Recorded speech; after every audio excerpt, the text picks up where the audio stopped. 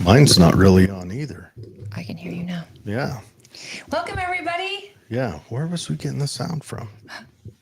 We're just That's really so loud. weird.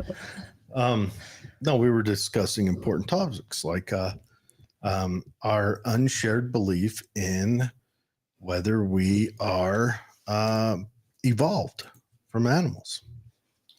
And I'm a believer in evolution. And I'm a believer that we were made in God's image. Yes. Yes. So that's a fun way to start. But let's. So is God a 5 foot? What are you, 5'5"? 5'3". 5'3" tall blonde lady.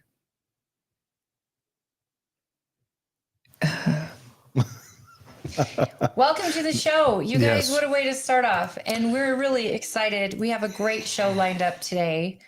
We have two candidates. We have Tina Cannon coming on. She's running for state auditor.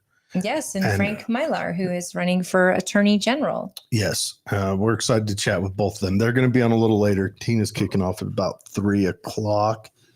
She only has about an hour, and then Frank should be on at about 4.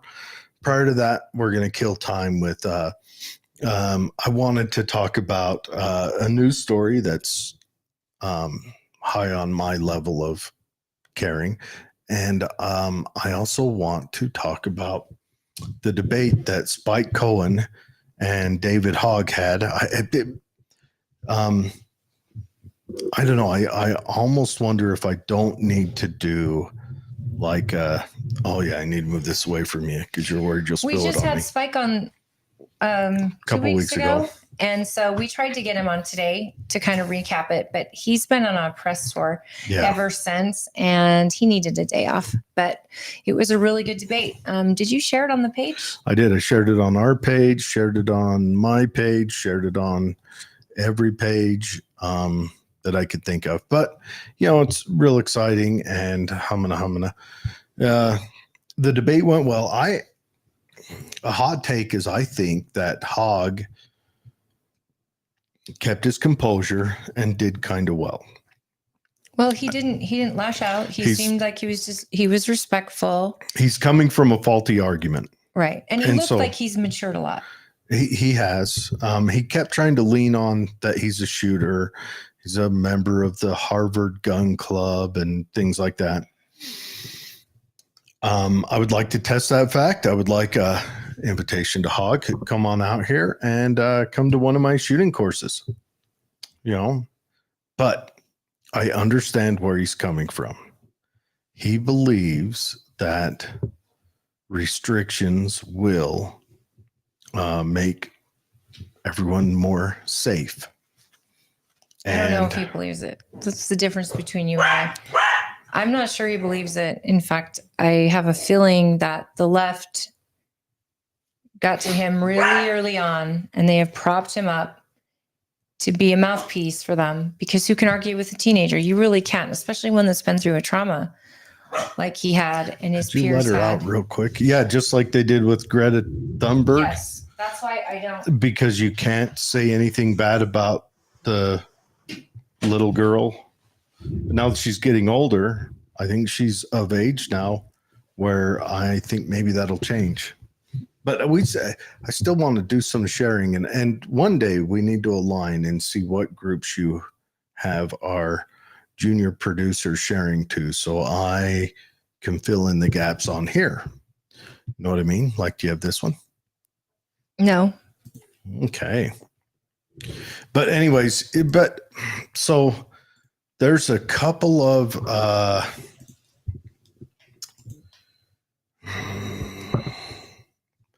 there's a couple of comments made. He kept trying to say that, he kept trying to lean on the libertarian thing. As we know, Spike Cohen was a libertarian vice presidential candidate for 2020. And the libertarians do it different, where the party elects their vice presidential candidate as well. So it's not a running ticket at their... They're individually elected? Yes, they're elected at their caucus, I guess you'd call. Actually, at the big convention. But so he got elected to that position. So, you know, I I think that holds a lot of esteem. I've always liked Spike. Real interesting thinker. He thinks outside the box on a lot of things, and a lot of the stuff he says will make you at first go, "Oh, that sounds," and then you're like, "Wait a minute, that could work." He's very smart, and I really enjoyed the show we had with him. It was actually very interesting, and I mean, he's extremely smart. I got to give him that. And I think he did well in the debate. I really do. He mopped the floor with him, on my opinion. But yeah, in a classy and respectful way. We got to go through some other stuff that came out, except the one time they talked about the guy. Wait, you're getting ahead of. We're going to go through that, right? You got some clips? No, I don't have any clips of it. He talked about. David Hogg brought up a guy defending himself with an AR-15 against a wild hog in Texas. And he made it sound like wild hogs carry no threat to human beings. That's insane. They absolutely do. And even if you're just trying to prevent damage to your property, you want a large capacity semi-automatic rifle to deal with. I would almost want something stronger than an AR. Well, yeah, but you'd want that platform. You'd want the semi-automatic large capacity platform so that you can hopefully shoot an animal at a run. More like a 30-30. Hogs aren't slow, and they're low to the ground. Their center of mass is like just It's you got to be pretty good. I would hate to be with an AR-15 against. They're fast. Hog. Well, AR-15s are excellent against them. Excellent. And the reason I think most people choose 5.56 or 223 is probably the price. I mean, they hunt them with helicopters and so let's talk about the debate. Well, anyway, so he and then the one time he said something, and he corrected himself. Then he says, "Funny that David Hogg brings up defending yourself from hogs." But so David kept using the argument. Well, libertarians would agree with this, that we should put in a law that we can sue the gun manufacturer if someone uses their gun illegally. And Spike corrected him correctly, saying, no, we didn't sue Ford when that guy drove through the Waukesha Christmas parade with an Explorer. You can't sue the knife manufacturer.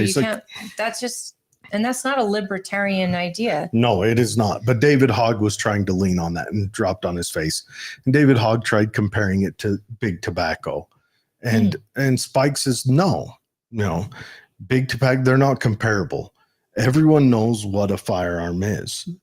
Big tobacco was hiding the dangers, the hazards of tobacco use. Is addictive. Guns aren't. Addictive, carcinogenic, all that stuff. No, you can say guns aren't addictive, but for you, but I mean, not for me. You can quit whenever you want. I don't have any. Voting accident made that happen. I can quit whenever I want. But big tobacco did hide it. Been to all the hypnotists. Cause cancer, and and guns do not cause cancer, and guns can actually save lives if used properly. And again, a tyrannical government overall. Yeah, that is a well-armed militia. Shall not be infringed. Those words are not by accident. They're by design. Yeah, 100%. 100%. And then, so, a couple things were brought up. It was fairly, someone says we're cutting out. Are we still cutting out? Hi, Mom. Oh, maybe. Okay, give me the thumbs up if we're clear. Shoot Holly a text message if we are. Unless you're watching this on their phone. But anyway, so. Well, just give me a thumbs up if we're cutting out still. And if we're not, then thumbs down. We've also got a couple other things were brought up. But the big thing I want to talk about is the numbers pre and post debate, the poll. Well, let's get to it, though. Where was the debate? It was held at Dartmouth, right? Dartmouth, yeah, in New Hampshire. And do we know the audience? Was it all college students? Did Spike have some people there that were supporters? Did they have conservatives? Like, what kind of audience we talking? Because you guys, debates, it always matters who's in the audience. And if it's a real fair debate, it's stacked pretty evenly. Well, it depends on who comes in, but most of the comments were negative towards hog, and I do plan on playing some of those. But I want to talk about this poll they put in. So the poll was the pre and post debate poll to kind of get a feel for the change. And sorry, yes, we're still cutting out. Mom. Okay.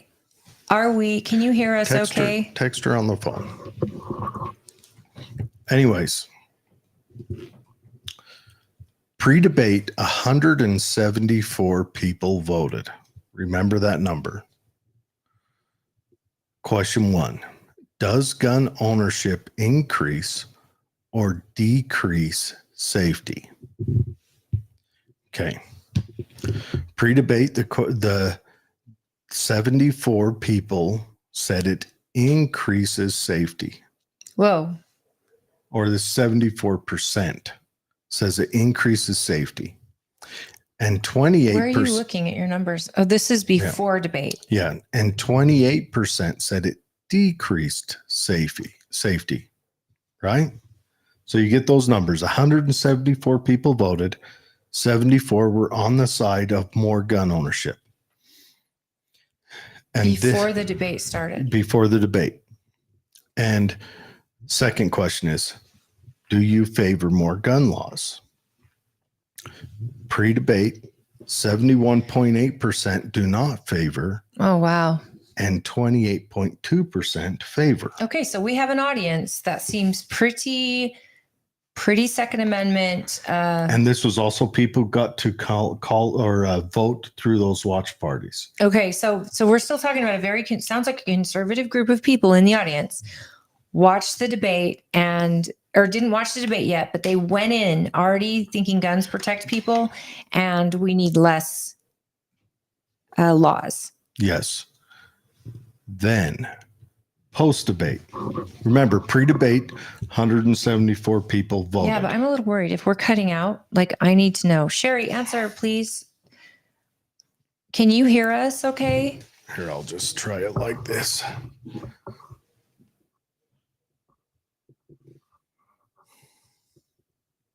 I don't want you guys to miss anything because this is interesting.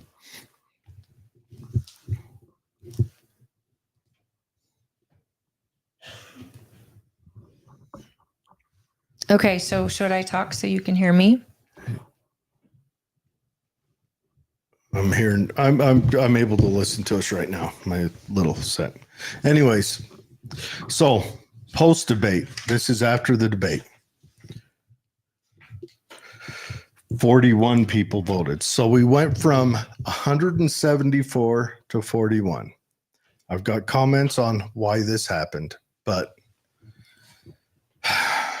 on the post debate. Okay, so debate's over. There's only 41 people left to take the exit survey. Yes.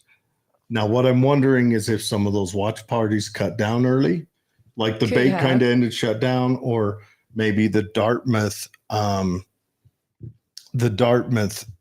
didn't get the QR code for post voting up in a manner that they got to, because they lost more than 2/3 of their that's not even audience on the vote. So post debate, does gun ownership increase or decrease safety? Post, 52.6% says it decreases safety. So that's a big drop. And 47.4 says it's increase.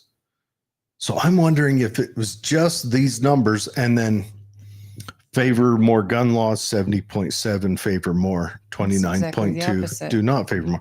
And I'm wondering if those numbers dropped, watch party people fell out, or libertarians did what libertarians do. You lost 130 people. Yes, 133 to be exact. That would look like David's going to see those numbers, David Hogg, and he's going to think, I just won that debate. I just changed minds. And yet those numbers are important. They're very important. It goes to show you what it started with. So I would be curious what happened. I'll bet either A, the watch parties, the people at home that were voting, It probably ended the stream. didn't vote on post for whatever reason. It could have been interruptions in the stream. It could have been that the pre-vote could have been posted for a half hour. The post-vote posted for 10 minutes, and then it's over, and then people hit send their vote and it doesn't count. Or it could have been a sabotage moment. It doesn't sound like, I mean, Dartmouth is it's not an ultra left, but it is a left-leaning college. But it doesn't sound like it's a Harvard level or any of that. Why did they choose Dartmouth? Do you know? I know they were invited. Probably right? because of New Hampshire. Was it the Republican Party? It was a literary group. So do you have any clips of it? Or I've got it pulled up. I want to play a couple of comments that were mentioned in here. I'm excited. The movie Civil War. I know it's out. I was going to say, hey, you want to go watch it sometime? And then we will. Yeah, let's go watch it. When? When do you want to go watch it?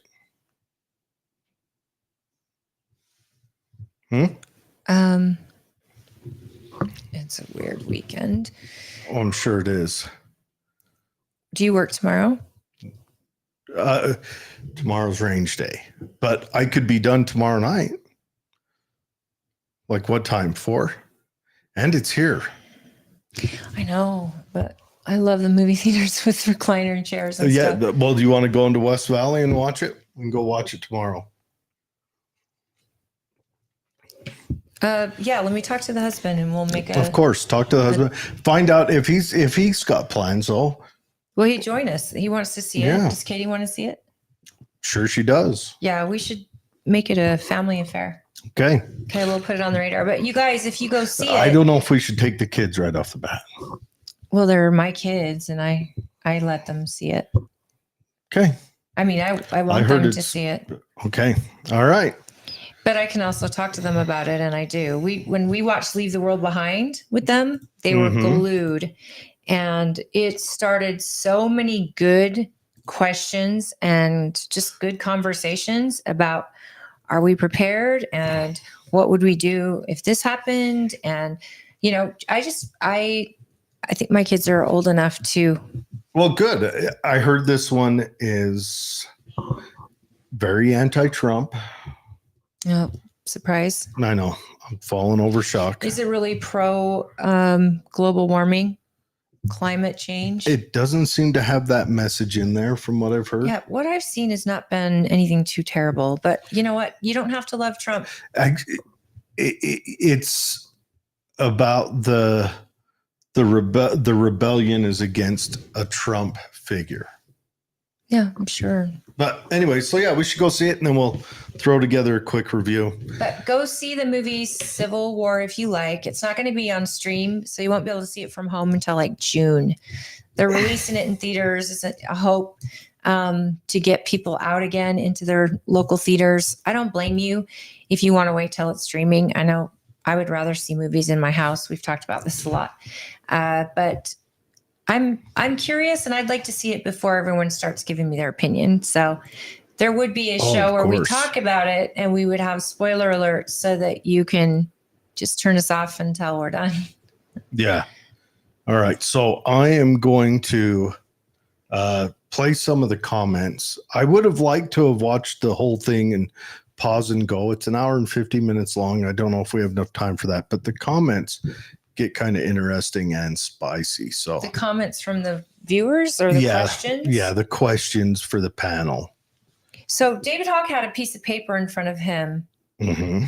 Is that like notes, statistics, things like that, you think? Or do you think it's, I mean, I guess I wouldn't like to go into a debate without some actual facts in front of me.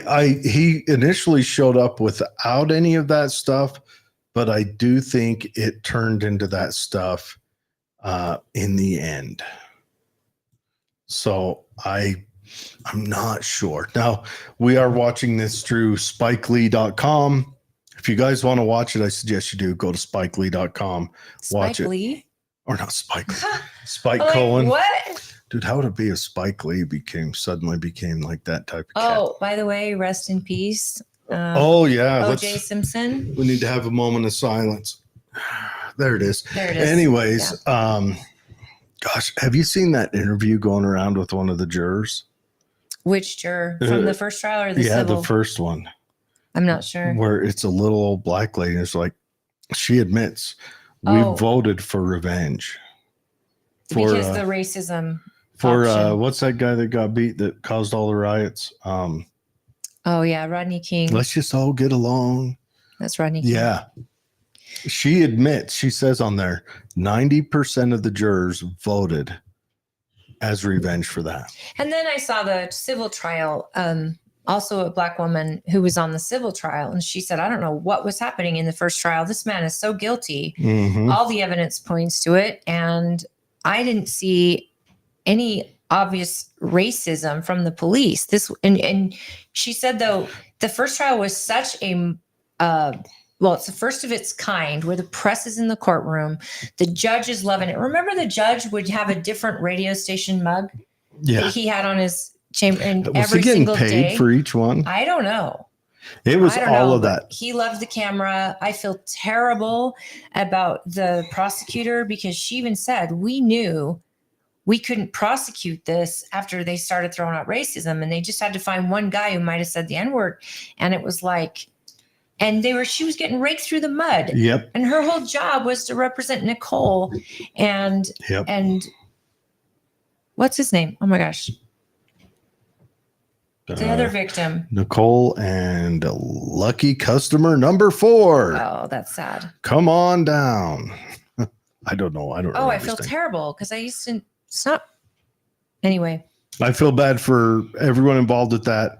Nicole's kids got mangled over it. I know some people they were with their dad when he passed and they forgave him. Some people are trying. And the other thing too, like, who doesn't? Anyone that's around in that era, who doesn't remember where they were during that white Bronco chase? Like, I can tell you exactly where I was, what I was doing, watching that on television. I think I just got out of high school or something that day. I mean, you left school? Actually, I think we were probably graduating by then, maybe seniors. You were a senior. I was, it was 93, wasn't it? I think so. Yeah. But it was 95 for the trial. Yeah, 95 for the trial. It was the first time that these news trials kind of became a big to-do. It created Court TV. Oh, yeah. It became its own channel. And who doesn't remember where they were when the verdict came out? Like, I remember exactly where I was when we heard the not guilty verdict. I don't. Most eyes were on that trial, and I still feel bad. I feel bad that poor prosecutor, she was raked through the mud, and she knew her own county and city was against her. And it's like, my job is to defend the victim and get justice for the victims. And then he writes a book.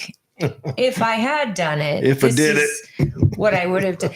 How big does your ego have to be? He's stepping on a left one with every left step. Is it Clark County in Vegas? Mm-hmm. What about it? They got him. And strong arm robbery charges. Yeah, when kidnapping, he tried getting all his stuff back. They gave him 10 years. The max penalty, I think it was their way of saying, oh no. How long did he serve? Like 9.5. Yeah. But he's OJ. He's going to be fine. We talked about this before. Have you heard he's latest? He's going to get treated so different in prison than any one of your kids or us would be. Have you heard the latest that some people theorize that his oldest child from a previous girlfriend did it? No, because that's not what the evidence pointed to. His oldest child. Oh, his son? Yeah. I have heard that. His son helped. He was born in 1970. But I think that's the thing. Do you think he would protect his child? I think that if they had someone, that he'd probably throw his child to the wolves. I don't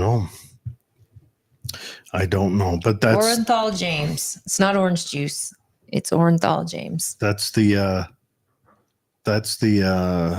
new conspiracy theory that's out there cruising.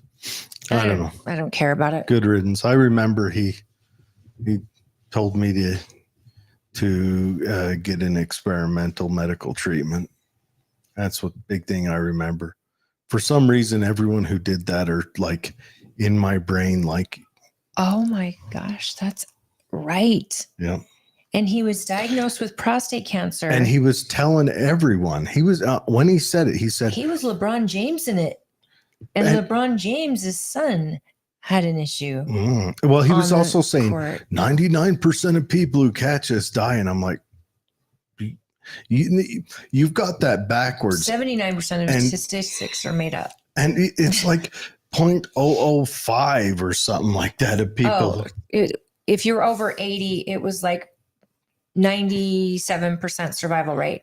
My grandma had it. If you were under 80, it was like a 99% survival rate. If you were under 30, it was like a 99.999% survival rate. That's what they're giving us that science. And then in the same breath telling me to vaccinate my kids. Yeah. Well, my grandma, you've met my grandma. Yes. She's adorable. She's tiny. She's a billion years old. She might weigh 40 pounds. She had it. Yeah. She fared better than everyone else in the family with it too. But well, that's the thing. And this is us going off the rails. But when these current events happen, we only get to see you once a week. So we try to catch up. And also Jared and I we attended an event last night. The party hosted all the candidates, state and county candidates, and Mayor Critchlow.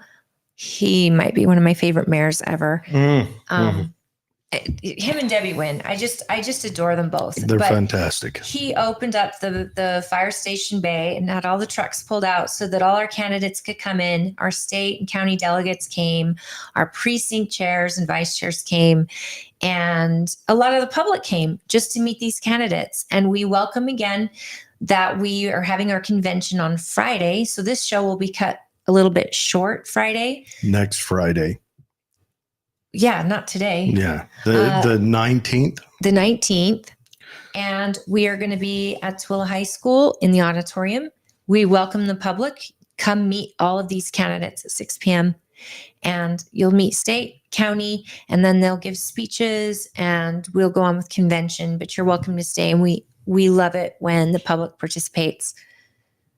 Yeah. So anyway, that was something big. And next week, we're excited because we have the last school board member and the incumbent who's going to be on the show, Matt Hymas, on Wednesday. So we're doing a special Wednesday edition, and we may have another guest as well, but we're not got a full commitment yet. And we just hope that we appreciate you guys supporting us. We really appreciate you supporting the Main Street Media, and go to them and like and subscribe so that you can have our shows and you get notifications when our shows come on. Because of all of you, we have a really great audience, and I think that we only want to grow, and it's because of you that we're doing that. So if you have ideas for a story, Democrats, if you want to come on, we want to hear from the Libertarians, the Democrats, the Constitutionalists, the Green Party. If you're a Democrat, Libertarian, whatever voter, and you want your candidate to get a voice on here, just reach out, send me his information. I am gearing up to send everybody running for every office, starting locally and then expanding out to statewide, sending them an invite. We're going to get them all on, get them all through, make it so that they can present their message. Remember, we believe that a well-informed populace provides better representation. Locally, statewide, nationwide.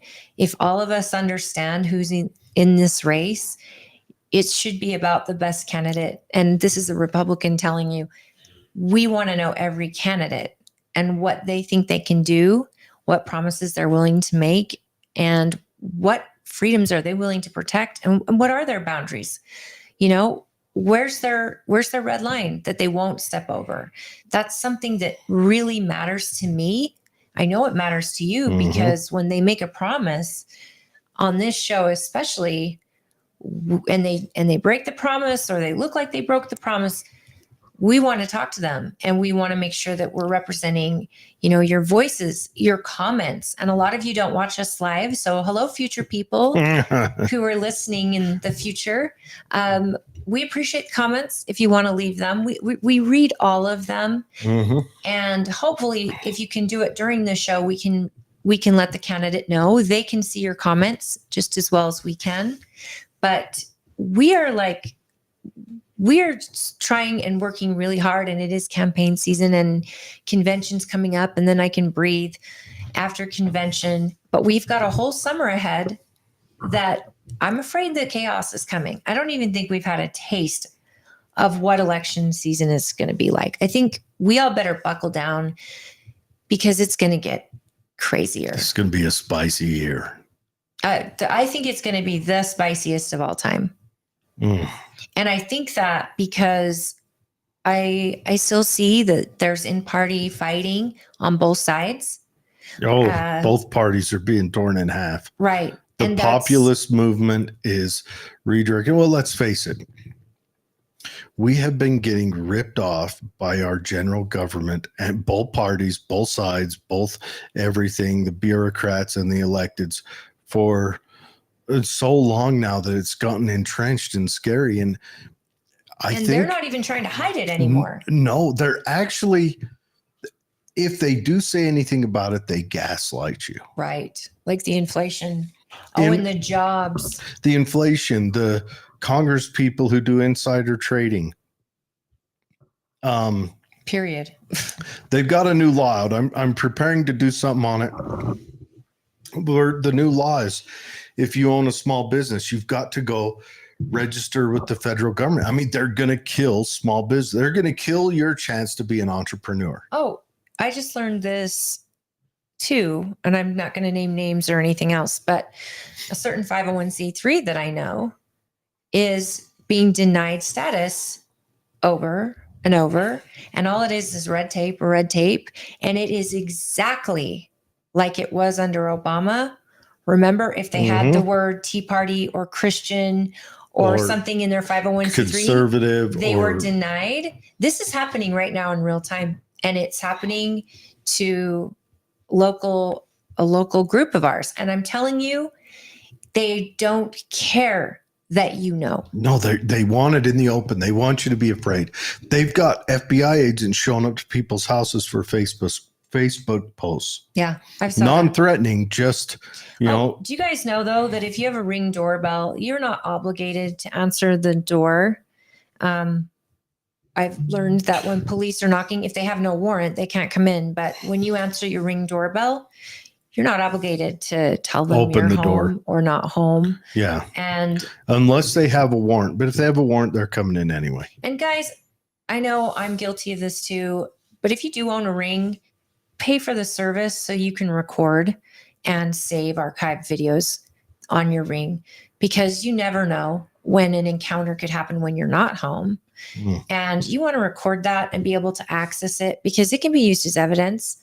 And I know that our sheriff has made it clear that, he expects when the ATF comes into our county, when the FBI comes into our county, he expects that he gets the decency or common courtesy to let him know what they're doing, why they're there.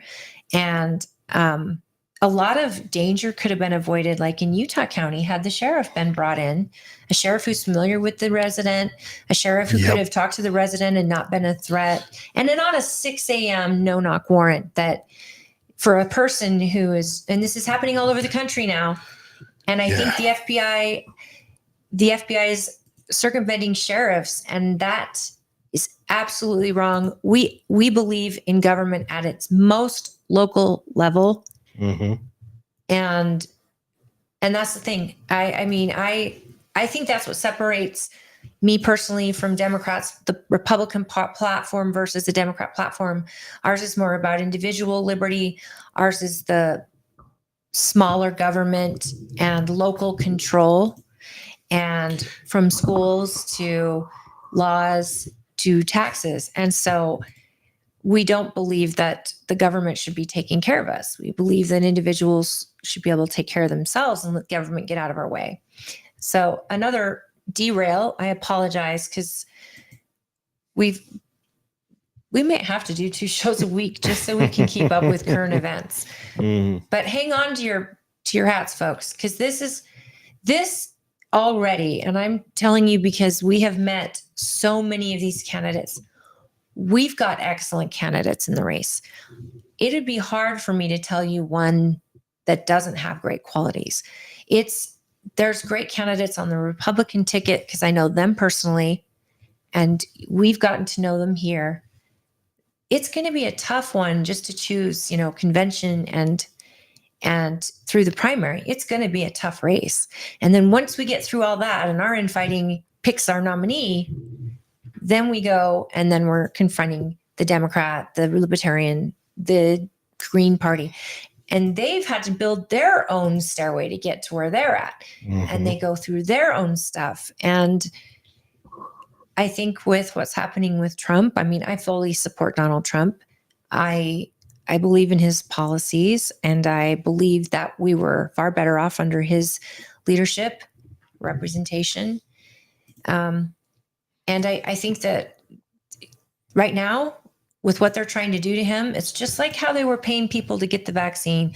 When a government is trying so hard to make you do something, to make you hate something, ask yourself why. Why? It's not good. Whatever it is, it's not good. And if we just look at our neighbors, regardless of what party they're in, and remember they're our neighbors, they're our friends, we know each other's kids, we watch each other's homes when we're out of town, or we've watched each other's kids grow up. That's what we should care about. I like what RFK Jr. says about it. He's got the most interesting take. And Tulsi Gabbard was on Bridget Fedesi's podcast. I think it's called Factory Settings. Is that it? Anyways, she was on there, and what she said about it's interesting. She's explaining that it is the bureaucratic corporate class is trying to keep the regular U.S. citizen's voice out of politics, or trying to keep the full representation of it. And I'm not saying Trump is that full representation. I'm not saying he's not. I'm just saying that's what she's saying. Hi, Eric. What's up, Eric? That they're that's how she puts it. And it does feel a lot like that. Like the FISA warrant stuff that just keeps getting pushed through, and the excuses that we get. Right now I'm cursing Republicans. I'm not a Republican, but I'll curse you with Holly here. Johnson came out and I think yesterday or the day before and said, well, I went and got the intel stuff, and the FISA courts told us about why we need it. So we got to keep it. And I'm like, you dirty dog. Yeah. That's just the second the FISA court was used against an American citizen to absolutely destroy a political opponent, it should have been before that done. The first time it was used, well, Patriot Act should have never happened. The first time the FISA court was used against an American citizen in the United States, it should have been done away with. But no, they keep that rolling. And then you've got so we got that. So it just feels like the government sees us as I don't know, their fodder. And then I'm talking to people last night. We're their product. We're their income. And I'm talking to people last night, and the subject of Ukraine and Israel comes up, and everyone says we got to support them. And here's a hot take. Everyone, I want you guys to think about this. Right now, our government is taking out loans in your name to give that money to another country to buy war materials. Hopefully they go that far, from someone who doesn't care about you. No, I'm going to go a step further. They're stripping money from, forget it. They are stripping money from us, from our great grandkids, giving that money to someone else to buy materials from a lobbyist supported organization to buy I weapons. hope it's not Boeing. And that money, and it makes those people ultra wealthy, which they turn around and put that money back into campaigns. I'm going to do one further. They're giving your money to Ukraine, to Jordan, to Egypt to build a wall, folks. So, but that's to secure their borders. But they're taking a loan out in your name to do that. Our servicing of the national debt has surpassed our defense budget. The interest alone on the debt. That's the servicing. You've got to pay this much a year to keep in black or whatever. Republicans, listen to this. You guys love national debt spending. Where are we at? You know, is anybody? Okay, what I want you to do is I want you to take your hands. Now put them right here. Now for you Republicans to support this is your back of your thighs. Okay. Push real hard and remove your head from your fourth point of contact. All right, zip your face. Here's the deal. I think I speak for a lot of Republicans when I say we're sick of it. We're sick of it too. And just because a person has an R next to their name does not mean they have the values that the regular American has. And yes, it's our responsibility to hold our people accountable and stop blaming the other guy. If Trump is elected, when he's elected, I don't want to hear him talk about Biden. I want to hear what he's going to do to fix it now. Yeah, get business done. I'm done with this and this. He showed us who the swamp is. He showed us the very people that wouldn't. He wanted to do the infrastructure bill. It was a big spending bill. A lot of us were clutching our pearls because, oh my gosh, here he is. He's going to spend all this money. And his thing was, well, we need to update airports. We need to update our bridges and our main roads and all of that. And every president before him had promised, infrastructure. And then we have a bridge just get taken out that's had like just the perfect little sweet spot hit. And the government's going to pay for it. I'm sorry. We are in a clown world. Read that last one that Eric said. Buying war materials from companies that they are invested in. It's true. It's the Albertans. It's all of this is one big, massive, what do we call it? That's not gross. It's just it's a circle I'm thinking of a circle of jerks. Monkeys in a football. Anyways, but no, that's where we're at. We're getting robbed. They are stealing the silverware as the Titanic sinks. But this is why I'm saying this election is so important, because we can have more of the same. We can have the same politicians go in there that are making you the same promises and that are doing everything they can to make you believe and trust in them. I think a lot of Republicans are sick and tired of the norm, and they are looking for the candidate. And I'm not saying Trump is the end all be all, but I will say Trump has them pretty terrified. Otherwise, they wouldn't give this much time, attention, money, everything to try to take him down. He wouldn't, if he wasn't a threat, they wouldn't do all of this. So whatever Trump has is basically he couldn't be bought. Well, they don't have that.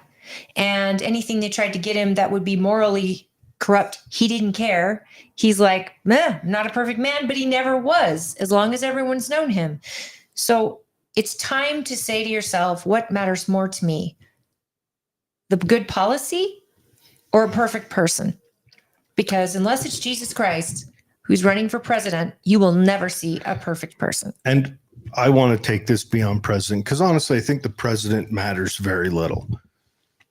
Celeste Malloy is a friend of the show, and I like to consider her a personal friend. But to belie on Holly's point, Republicans are paying attention, because after that last vote, the big $1.2 trillion vote, I had 3 Republicans call me, humble internet moron, IQ of 42. They called me and said, you're being nice to yourself today. I know. And said, how did Celeste vote? And I said, I will look it up for you. So I look it up, and she voted yes. And they said, well, it was her and Blake Moore from Utah. They all of them said she lost a supporter. Now, because they expect, and even after all of them have reached out to me after our interview where she justified it. Well, this is something though most politicians would never. They wouldn't. Give And a justification. I like Celeste. Would never come on the show. Let me finish. I like Celeste a lot. I know she's amazing, but they all expected when she said on the previous show that she would never do that again. They expected that. Okay, this goes right into Eric. His point is federal level politicians only have as much influence as the groups they rub shoulders with, none of which interests represent the people. That is 100% correct. That is why I have such a big problem with lobbyists. That's why I have such a big problem with these after jobs where they go retire and become lobbyists, or they become, chairman of the board of these companies they know nothing about just so they get their sweet ticket. And I hate the insider trading. I mean, to be a fly on the wall when Nancy Pelosi's husband's making his trades and investments, my goodness, I wonder how he's so in tune. And we have candidates right now who have a record. Oh, Republicans and Democrats. We say Nancy Pelosi because her name comes to the tongue quickest and easiest. Because I think her husband's a billionaire. But it's 100%. Actually, the most successful one, the top most successful is a Republican. Nancy's actually like the fifth most successful. Who is that? I forget his name. But there's like Republican, Democrat, all above her, and then she's down. I'm telling you, in DC, it's so far removed from the people that the line is so blurred. And I think that's where what I'm saying and what you're saying is we're sick. Mm-hmm. We're sick and tired of it. We want someone who's going to go up there.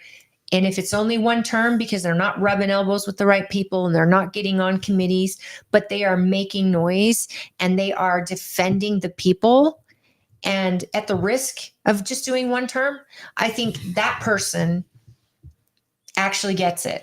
I just want to quit having our future and our kids' future and our grandkids' future. And I just want to quit having our future stolen from us for either quick talking points in the now or whatever else. And granted, there are some things, immigration. We do need to have higher immigration levels than legally we would achieve. We know this. We know we need them. But we can't have this just open amnesty plan. We have to have an easier process for them getting here, but it has to be a legal and open process to get here. We can't have this just people rushing across and we can't have. We need to eliminate the Fed. Now you're speaking my language. I'm telling you, this is a G-rated show. We're not going to go into that. Absolutely. The Fed controls all of the strings, and they're not part of the federal government, folks. You don't get to vote for who is deciding what your interest rate's going to be next month. And that interest rate can decide if you can even sell your home or buy one for that matter, or a vehicle. Like interest rates are all up and down. The Fed is playing us all. Yes. And yet we have no recourse. Like where's Ron Paul when you need him to just, he's still out there. He does the Ron Paul podcast. Watch it every day. I wish there was an answer. And Eric, you may know because you loved Ron Paul. What could our federal government do to eliminate the Fed? And is there anything? Because if we eliminated their ability to work in the United States or control our money, Congress could say wouldn't we be debt free? We now make the currency, which is how it's supposed to work. By the Constitution, Congress makes the money, disperses it through government spending, and then it goes around. Do you know if there would even be an option for people? It's not possible. I once helped gather more co-sponsors for an audit of the Fed than votes needed. The bill died in committee. Yeah, we'd have to. Now, I do have an option for eliminating the Fed, and it comes with a certain wooden metal construction device I talk about quite often on this show. It's a beautiful 51 minutes piece of French engineering. Why don't you just bring it down for the show? I should. I don't know why. You talk about it every time. I really want to build the big one, like a big. Eric, if we didn't have a guest coming on in 10 minutes, I would tell you to get here. Yeah.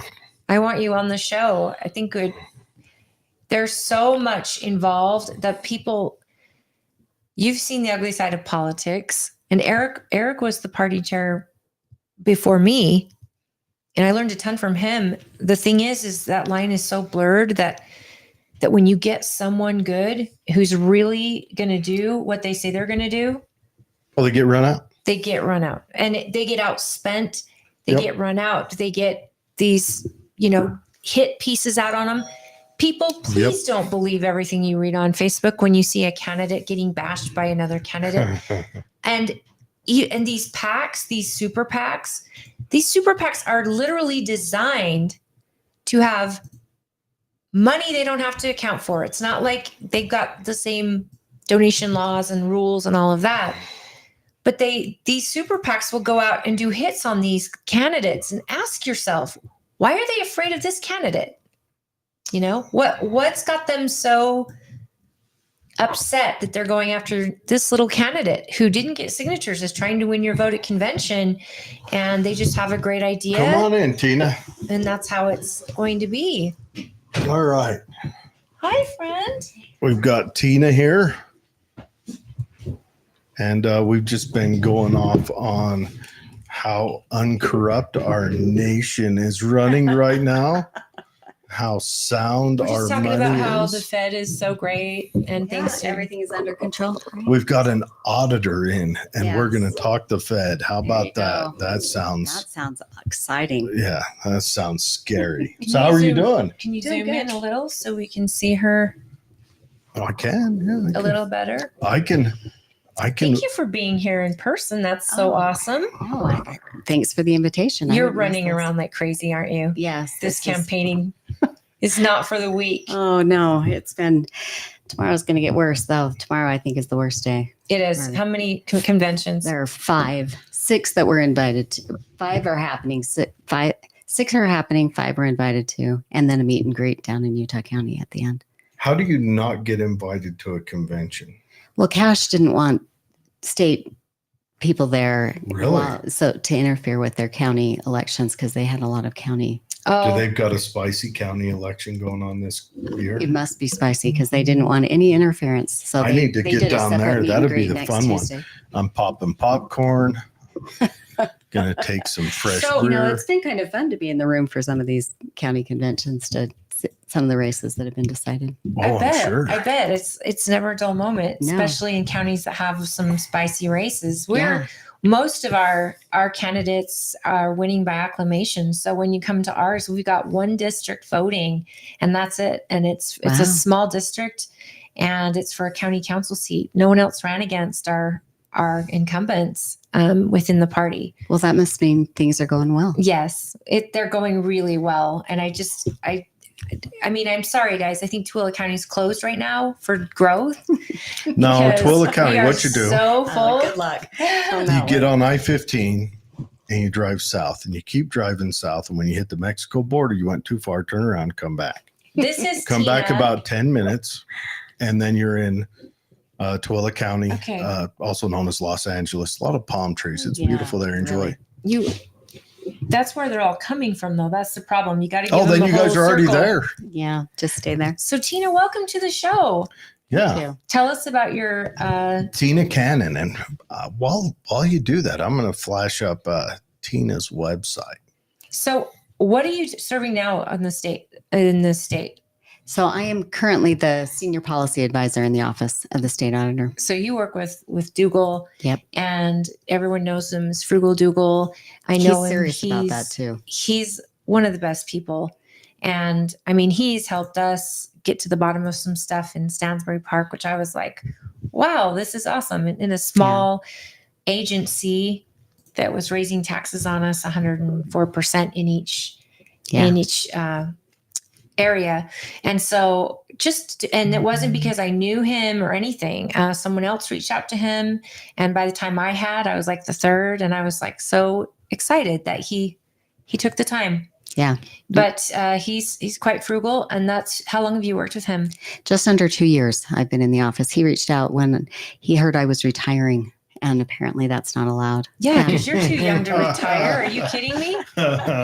So You can't retire at 30. yes, 30. That's yeah. He gave you the Yeah. oh, you're retiring, huh? Yeah. So I got to know John when I was elected in Morgan County on their commission. I came on right after they'd had an embezzlement of 100% of the general fund. And coming in with an accounting background and reading the audit reports and getting a little nervous over because it is the council and the commission that are over those financial Right. policies. So to implement that change was not as easy as it should have been. How did it get past them? Was it just bad policy? So most people, it's because of trust. When fraud happens like that, it's usually because you trust the person who's doing it and there aren't the proper oversights in Right. place. But when John was first elected as the state auditor, he's an engineer, he's not an accountant. And the prior CPA that had been in the office, 800 of 1,000 of the state agencies were non-compliant in their financial reporting. And that makes it just creates the environment where the kind of fraud that happened in Morgan County is allowed to happen because no one's doing the proper oversight and the proper checks. That happened in Stansbury Park. Yeah. And it was 2 years, almost $1 million. And I'm looking at my agency going, how did you miss this? This is $700 a day.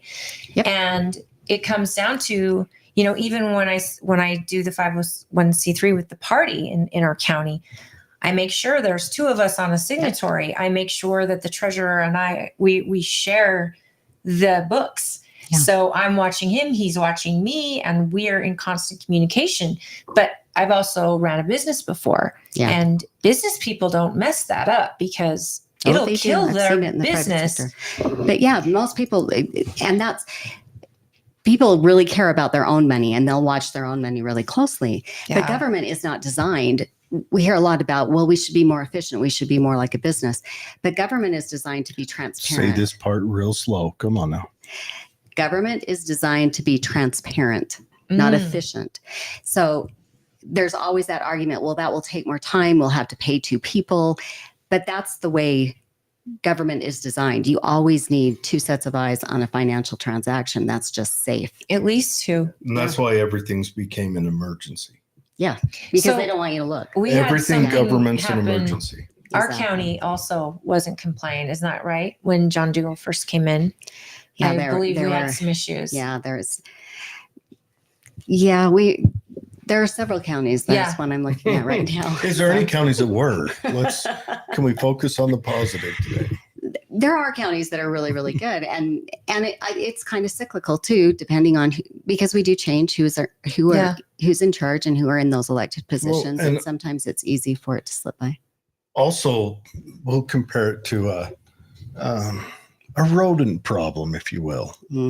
If you get rodents in your house, you start paying attention, you set more traps. Once they start going away, you quit tending to the traps and they're gone and you're happy for a bit and You're referring to bureaucrats? Because did I say snakes? It's snake it problem. It is a bureaucrat usually, right? It's not the actual elected. It's the bureaucracy that actually knows how to do it. In Morgan, it was the county administrator. Wow. Yeah. But no, it happens when you're comfortable, you don't pay attention. Yeah. I should have went with ticks. Ticks or leeches. That's what, if you've got a leech problem in a family pond. Okay. We got the metaphor. Yeah. We got it. But no.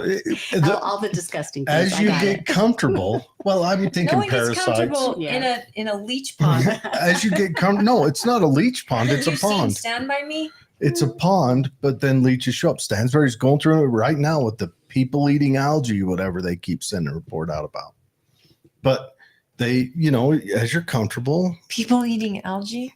Yeah, something like that. I don't know. Or something like that. Like a flesh-eating virus? I don't know, something like that. Or like people don't you read your mail? Algae. Don't you read your mail you get from Stansbury? I live on that lake, so my kids swim in it. Yeah, there's some kind of algae in there. It's bad for you. So I call it people eating algae. Okay, there we go. Oh, okay. Yeah. Welcome to the circus. It eats people. But no, so they get comfortable and then, and then they'll get strict. And after it's straightened up for a couple of years, they'll still want to see everything. And then they'll get comfortable and they'll. But the sad part is some of these electeds come into this and it's happened.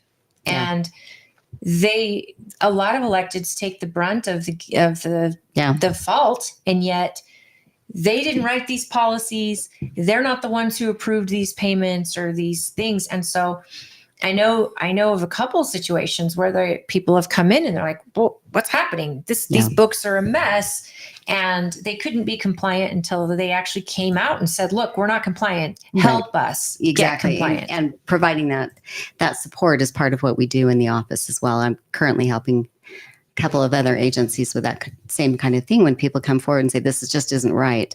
That's what the hotline through the state auditor's office is for waste, fraud, and abuse. And we have 3 full-time people. We run them full-time over problems across the state. That's sad, but it's good to know that it's good to know someone that has you're your there. back. I clocked 30 hours overtime this week. Exactly. And Some do days people discouraging. call you, even business owners and governments, when they know they're not compliant and say, look, we just discovered this. Can you help us figure out who's doing this? Yeah. And We you get all sorts work with of law time. enforcement and all There are of times, that. like in some of the audits that happen up in cash, we did turn that over. After it reaches criminal charges, we have to turn it over to the AG, but we have subpoena power and we have investigative power. It's amazing. So who else is in the race? I don't know. Is there Perfect. someone else in the race? No, I mean, I don't think so. I hope that it's great and easy convention for you. Thank you. Yeah. Thank you. I hope So- so too. I have lots of questions about Leeches. how like is it a fun job? Is it I wouldn't say it's fun, but I would, because we joke all the Intriguing? time that we're destroying our faith in our fellow men one day at a time.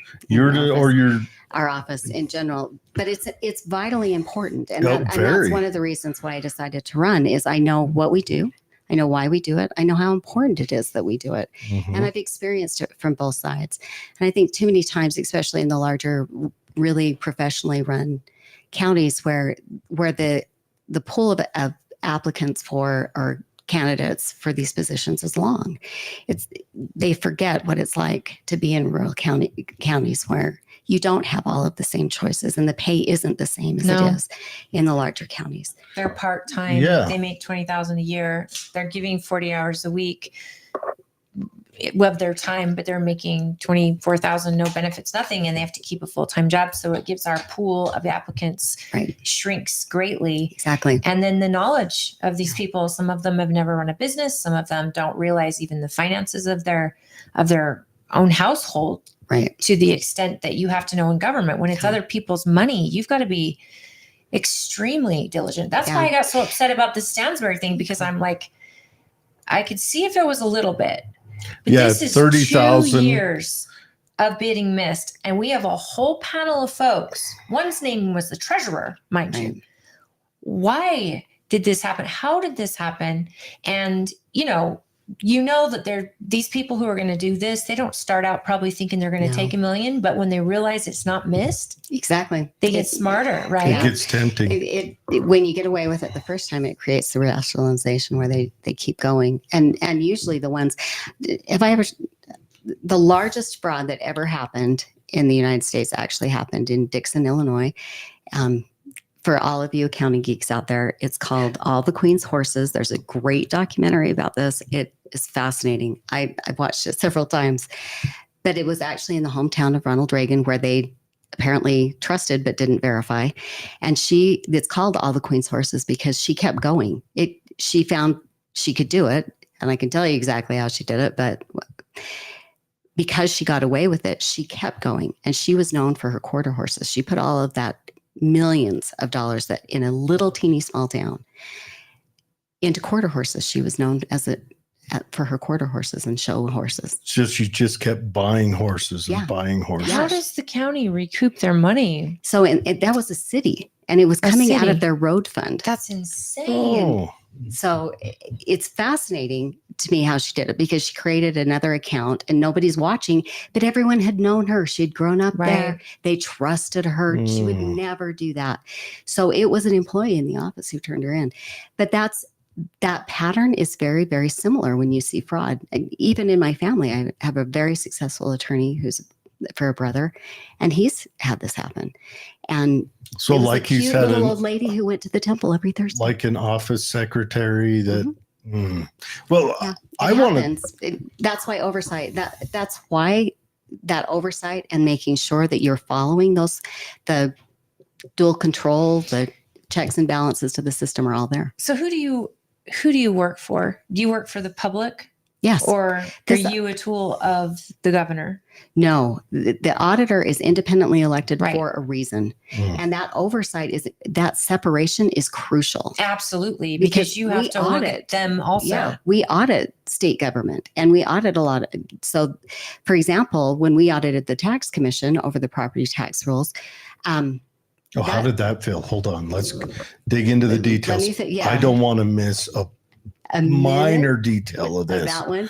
Yeah. So it was fascinating, but that's under the governor. He appoints the tax commission and it's under their oversight that happens. So the separation of powers, especially in the auditor's office, is really important. It's really crucial. It's also one of the reasons why I committed from day one that I would not take donations or endorsements from any of the 1,800 agencies that we audit and those elected officials, because you have to have that separation. You cannot have that cloud of maybe you didn't say what needed to be said over an audit that you have. So. And the fact that you're elected means you're accountable to the people. Exactly. You answer to the people and only to the people. And then when the people call you and say, hey, something's fishy, whether it's in the business I work for, whether it's in my county or my city, you are a neutral party that's going to check the books and make sure that the laws are being followed. And I think all the offices, I hear the floating around that the AG should be appointed by the governor and the school board. And I'm thinking, why would we want to give that much power to one person when we believe in smaller government, but accountable government as well. Right. And that all you have to do is go back in time and look at Enron and WorldCom. And that tells you everything you need to know about why an auditor should be independent. But I could go on those other elected officials that there does need to be a separation. So I totally agree. And for everyone out there, I mean, the auditor is pretty much the only tool you have to hold a government accountable in real time. That's true. So with the AG's office, right? Even with the AG's office. So when we were doing that audit, I ran into someone from the AG's office, one of their top attorneys, and she asked me, oh, so what are you working on now? And I told her, and she said, oh, don't tell me anymore. I represent the agency. And I said, oh, that's interesting because I represent the people. Well, no, the auditor. That's how it goes. Wow. If there's money missing, if they're buying dumb stuff or having too many cocaine parties, whatever. Not that cocaine parties ever happen in government. Anyway, I digress. But the auditor is that's the tool that the people. When I was in the military, there they called it inspector general, but it's the same thing. It is the tool to correct an issue in real time. Yeah. Because they can show up and dig through all the books in real time and then give a report, and they're not tied to anything in there. Then they piss off and go elsewhere. Are they under classes like lieutenants, captains, or does that not work against them? They could audit a general. Oh, yes. And then they're independent. They don't have to. Oh, yes. There was a group, Fort Hood, notorious for young ladies and young men disappearing out into the middle of the Texas desert over the last couple of years. The IG went down there and tore it apart. And Fort Hood is huge and has a lot of generals there. And the IG tore it apart. So you're an accountant. Yep. How? You are so outgoing. You're just such a light to be around. I always say this when I meet an accountant that is just this bright, shiny, bubbly person. I'm like, I expect you guys to be just quiet, dark in a corner. I am actually a natural introvert. I'm not a natural extrovert. It takes some recovery. I get that. You actually are probably going to need a long recovery after all this. It's been, and I'm married to an engineer, so to get him to go with me all these things, we're really testing our limits for being around a lot like of people. A couple of wild and crazy kids. But I'd listened to one of the other candidates. It's amazing to me how many of the candidates are accountants right now, and I think it speaks to the time we're in history that we're done with lawyers. Natural introverts are now like, I can't watch this anymore. That's it, right there. Have to get involved. And that's what we talked about here earlier. That people have had enough. We're done. We are so done with what's happening all the time. It's insanity. We're electing the same types of people that say the same types of stuff, and they don't put it into action once they get that seat. But aren't we living so prosperously? Everything's great, especially for the elected class. Yeah. Oh, did I say that out loud? Yeah, be Yeah. careful, because you might be the elected class soon enough. I might, Yeah. if you ever get kidnapped in the middle of the night and wake up in DC, you've been sent there with the job. Just So how does that work? What if it's the federal government? And we do a lot. We audit. In fact, our single audit is over how the state uses federal funds. So we do audit. like the COVID funds. But there is a lot more than just the COVID. So we get Medicare, Medicaid money. We get school money. So we do that audit every year. In fact, it just came out a couple of weeks ago. Medicare and Medicaid hit. So I'll bet that keeps you busy, right? Yeah, there. that we audit that every year. And John released a statement and has over the last several years for how much of the state budget that is and how much more dependent we're getting on federal funds and what that means, because it does tie the hands of state government. It's always interesting to me because the state always starts out with, well, it's just free money from the federal government. And it's usually free the first couple of years, and then the strings start coming, and then the matching funds start coming. So you're tied into a program that it was free in the first place, but then the requirements cost you. Who do you think who taught who? Was it? Do you think the federal government was taught by the 1980s drug dealer commercial playground guy?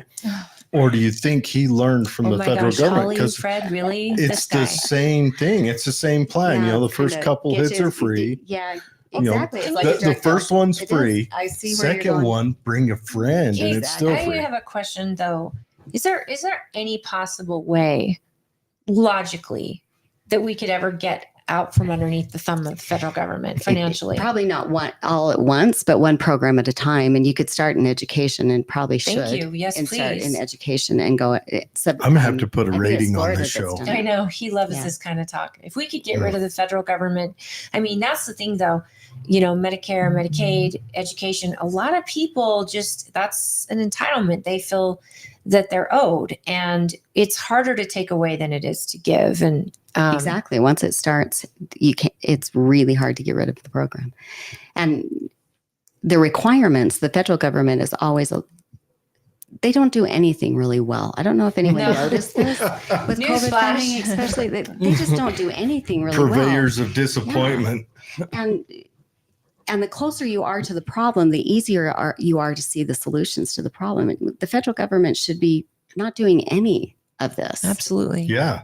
I would say the Constitution doesn't give honestly, them the right to do usually that the thing that deals with it the best is the churches, your local church. Exactly. Like the young single mother who needs help because her husband ran off with a waitress or lady of ill repute, whatever. Oh my! She goes so much detail. She goes to the bishop, and the bishop helps her out, and he's able to keep an eye on her and check on the kids. And I am not a religious man. I am, but I think churches are good, and he says, come to church and bring your kids, and the kids get to socialize with. Probably the worst kids in town, but they're still pretty good kids. I mean, and that's the best way. But if we leave it up to the state government, well, we know they're just going to throw money at the problem because it's not theirs. They don't care. And the federal government's even worse. They're going to take a loan, kill somebody in another country, then throw money at it. Can we get back to the sorry. the subject? So when the state does their budget, mm-hmm. I know that there are certain budgets that money goes into and they're not allowed to touch. They have to go spent a certain way. Yeah, the same with counties, mm-hmm. And pretty much every organization. Yeah. Mm-hmm. So do you audit the budget legislature votes on, or do you wait till it's already been implemented? So it's after the spend. So we go through the departments and how they spend it, and how the state. So that's a major report. We do it every year. It comes out just before Christmas is when we're finishing it up. So it's a busy time. Let's say that you do find discrepancies in a certain department. Does the press find out about it, or do you just go right to that government agency and say, you guys are in violation? And both. Okay. So you share it with the people. Yeah. So and this is one of the areas I think I'd improve because nobody really knows. So I think you should be able to sign up for an agency. Like, let's say you're worried about what's happening in Stansbury and you want to know when the audits come out. So sign up. Just like for legislation, that you can sign up to know when those audit reports come out, because in the back of those audit reports are usually the findings, and that'll give you the rundown over where the problems are, or if it's a clean report. But we do work with the agencies. We let them know before those findings come out. There's a little give and take sometimes over what about this? Well, what about this? You actually help them maybe with documentation that could be missing. You ask for that documentation. There's that back and forth. Yeah, all the way through the process. And then but once the finding is set and we release the report, it's public. See that this is an office that I don't think people even think about. Trust me. I know. I've been campaigning for it. Most people are really, really focused on the Senate and really, really focused on the governor or the AG's office because it's getting a lot of attention. But this is probably the most important. I mean, this is what protects my dollar, your dollar, our kids' dollar. Now, why is it? Maybe it's something we're just missing, but why is it so hard to get our spending back to pre-COVID levels? Is it because it's like that crack can't analogy. Take it away? It's like, because they get used to that number in their budget. And it's really, really interesting how when it's not your money, this is universally applied principle, I think. When it's not your money, you're free with it. It's absolutely astounding. It's like renting a house. When you're renting another That's person's so house, nice. you don't treat it like you would your own. Yeah. And so, you can never get enough of other people's money. That's what I've noticed. No. But I think that's where my background in tax, where I've spent 28 years across the table telling people how much money they're going to send the state and local government. And most people don't realize until I pointed out that you will send more money to the state government between sales tax, income tax, and property tax than you will ever send the federal government. And this is the oversight over that money. And it's crucial. And if we weren't going to do what we said we were going to do with it, give it back. Give it back. It should have stayed there. But the dirty little secret. Back to that audit you forgot. We're going to need to play slow jam R&B over the background of this show the whole time. You keep hearing that you've been given record levels of tax cuts. Right? How many times have you heard it? When you lower income tax by and I'm going to look at you when I say it. When you lower income tax by 0.3%, while you're raising property tax exponentially, it's not a cut. No. That's a shift at best. But it's an increase. Look at the budget. Or while you inflate the money. Look at your finances in your own home right now. Or while you inflate the money. Yeah, well, that's when you kick the printers on and then lower tax rates. I'm talking about state. Yeah, she's talking about the state government. Oh. So when the legislature froze the school board rate on your property taxes, everybody's screaming and yelling at their local entities, at the counties and the school districts. But that rate that was frozen while property values were increasing was a state rate set by the legislature. They froze it for 4 years. Over those 4 years when property values were doubling, that's what happened with your property tax. That was happening during the same time they were giving you a 0.1% cut in your income tax. That's not a cut. So you deserve an auditor who not just understands it, but is willing to say it. Well, this is something I have to know and Eric says that Eric Gumbrecht says you're just a stellar human being. And this is true. Thank you, Eric. And I know you through political circles, and I've seen you. And how tall are you? Are you 5 feet? I'm the other 4'11" cannon. You know that one they have the statue of at the Capitol? Her statue is not 4'11". Yes, the lady, 4'11". The lady that was there last night representing you, she was, I don't know, 5'8". And I said, 5'11", you're not the Tina I talked to at the Lincoln Day dinner. But I can tell you, this woman is vicious, and she's amazing and smart and kind. And it's so many people speak so highly of you that have worked with you. Everyone does. And everybody, I really like Dougal, and I've always gotten along with him. And I get it that you kind of are an island in this job. You can make friends everywhere. At the end of the day, a really good auditor knows where the boundaries are. And you give the shirt off your back, but you're still going to audit you. Yeah. The only friends you could probably truly make are people who are, the homeless people, they don't Well, people that elect you. Because we don't audit people, we only audit government, and that's who we answer to is the people. But I said that in Morgan when I was getting such pushback from my fellow commissioners over implementing generally accepted accounting principle. Apparently, it's not as generally accepted as I thought. But my response back was, I didn't get elected to be your friend. I got elected to represent the people, and this is their money. Now, you were the auditor for Morgan County? No, I was on their commission. But you were a county commissioner? Yeah. So we were a council that Wow. called ourselves a commission, and then they officially made us a commission just as I was coming off.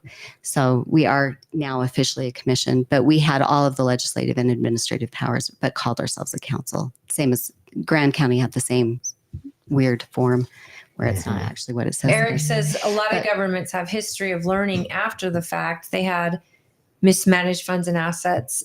Do you have any additional ideas for helping prevent these issues? So this is one of the supports we give to local government. So we have a full-time person who this is what their job is we do a lot of work and a lot of trainings, and then making those trainings easier and quicker, so that, because most people don't realize that the clerk is doing your finances, but ultimately the financial statements and the policies that control those are done at the council or commission level. They are who are ultimately responsible. I think you have an appointed administrator we have a county now, manager. a county manager. And he runs the exec or the administrative. Yeah. And then our executive is our part-time County council. council. Yeah. So they And actually that's have new. final oversight over the financial statements. So how those are prepared, and that's what happened in Morgan with that embezzlement. That's who took the heat. It was the council who took the heat, because they are ultimately responsible for it. And so implementing and making sure that those policies are happening, and that there is a check and a balance between the treasurer and the clerk, and that's the way it is designed to be. So you didn't have a county auditor? No, we had a clerk auditor. Because we have the office separated now. We did have clerk auditor. Now it's an individual auditor and the county clerk, which I think is brilliant. I think, yes, you can't audit yourself. So it's really hard for a clerk to audit what they're doing. The offices should be separate. But again, this is internal audit and not necessarily external audit. So that you will also have a financial statement and financial auditors that will audit those financial statements annually too. So we just sat through a State of the State address that told us how great we're doing as a state. I know. And you, being this brilliantly smart woman who understands numbers and probably understood far more about the numbers or what wasn't being said out loud, that maybe you could tell us, because we are being told that I'm running for office. This is getting more and more dangerous as the day goes on. Well, I guess what I'm asking. But honestly, I can tell you, because we talk about we're the best managed state, but we don't talk about, and we talk about how much the record tax cut. When your budget is increasing exponentially, when you're increasing every year, but you're cutting a little bit off the growth off the top, is that really a record cut? Because the budget didn't get cut. That's my problem. It's the amount that you start cutting the budget. Yeah. And there is such thing as an economy of scale. That doesn't happen when you allow the growth to continue to happen as more people come in and the revenues increase. Are you really cutting back? And like we talked about before, that shift, while they're cutting that small amount, but they're allowing the property tax set by the state to continue, because property tax is not intuitive to most people. That's number based. And as your value rises, the percent rate of the property tax should shrink and go down so that the amount of money collected is the same. When the legislature freezes the rate, as your property values rise, the amount of revenue they collect rises too. It seems like they're playing a game where they got the cup and the ball. It seems to me they're telling you one thing. Did they doing do that another. on purpose? And counties was depend that on that rate. I know. But there's two changing. ways. Yeah, because counties have to do truth in taxation. The legislature does not. See, that's what gets me. Was it known when they did this? Do you think they knew, okay, we'll let property values rise so we gain more property tax, but we're going to look good because we're going to do this income tax cut and tell everyone about that, but we're going to keep this one hidden? I don't know that all of the legislators understood what that meant to freeze the rate. Because I don't think they have the intent per se to I mean, some might because they want perception and optics, if you will, of what it's going to look like. But I think that a lot of people get into legislator and it's their first time on the job and they're learning on the job and what maybe they don't understand because this stuff, would make my eyes glaze over because I'm not a numbers person, but for you, this is just black and white to you and you can see it. Right. But my question is, why isn't the state auditor sitting up there when budgets are being discussed and it's being explained to these new legislators, these people and say, look, you guys freeze this. Here's what happens. Here's what happens if you do this. Here's what happens if you do this. It's like you are an island alone and they're not going to bring you in. No. And you can't force your way in. No. But as an American or as a Utahn, I want you at the table. Well, the time for being at the table is after when the recommendations come out over an agency. So let's go back to the tax commission. And property tax. So the tax commission response was our revenue is the same. But if you're getting the revenue from the wrong person and the wrong people, it's being applied unfairly, then it shouldn't matter that the revenue is the same, but they don't see it that way. They only see it for how much money they're bringing in. And I think that's where it goes back to. If you lose sight of who you took it from and how it is actually applied, and that's where the expertise in knowing how tax works matters. Because even though the revenue is the same, in property tax, when one property value is increased while another one is left alone in assessments, that's a shift from the person who didn't have their taxes or their values increased to the person who did. And you're seeing in counties across the state where properties had not been reassessed in 10, 15, 20 years. Mm-hmm. That's a shift. And even though the revenue is the same to the state, that does not mean that the fairness is there at the local level, at the individual level. So to come back and to say that that's where, if you go out on transparency, transparency.utah.gov and you look at the property tax tool, that's why it's there, because they didn't even know how to bring that data in to even do the beginning analysis. Our office did in 2 weeks with one part-time person what the state tax commission had not done in 30 years. That's insane. We are good at what we do. We're 45 people. We're over 1,800 agencies. We are a lean, mean fighting machine. It is amazing. Will you give me that website again? Yep. Transparent.utah.gov. And you can find all sorts because we collect all of the financial transactions from those 1,800 agencies. Transparent Utah gives you a wealth of information about every agency out there. There's a school district or a school Utah one. Spelled out, or is it UT? Utah, all spelled out at utah.gov. Transparent.utah.gov. I've had them put it on my business cards now because I tell everyone about it. It's awesome. Hey, My property taxes, they go up constantly. So I know I'm being assessed constantly. I think we are out here. I don't even know if we're being assessed. I think they're just doing a general raise, aren't they? Because you had a really good assessor, and I like Scott. Even we share the same. My maiden name is Parkinson, so I liked him.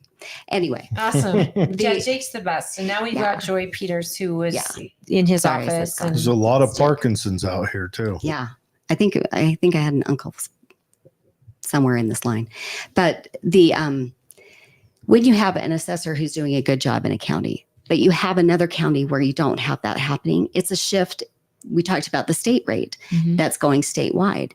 That's a shift from the counties who are actually doing the assessments correctly.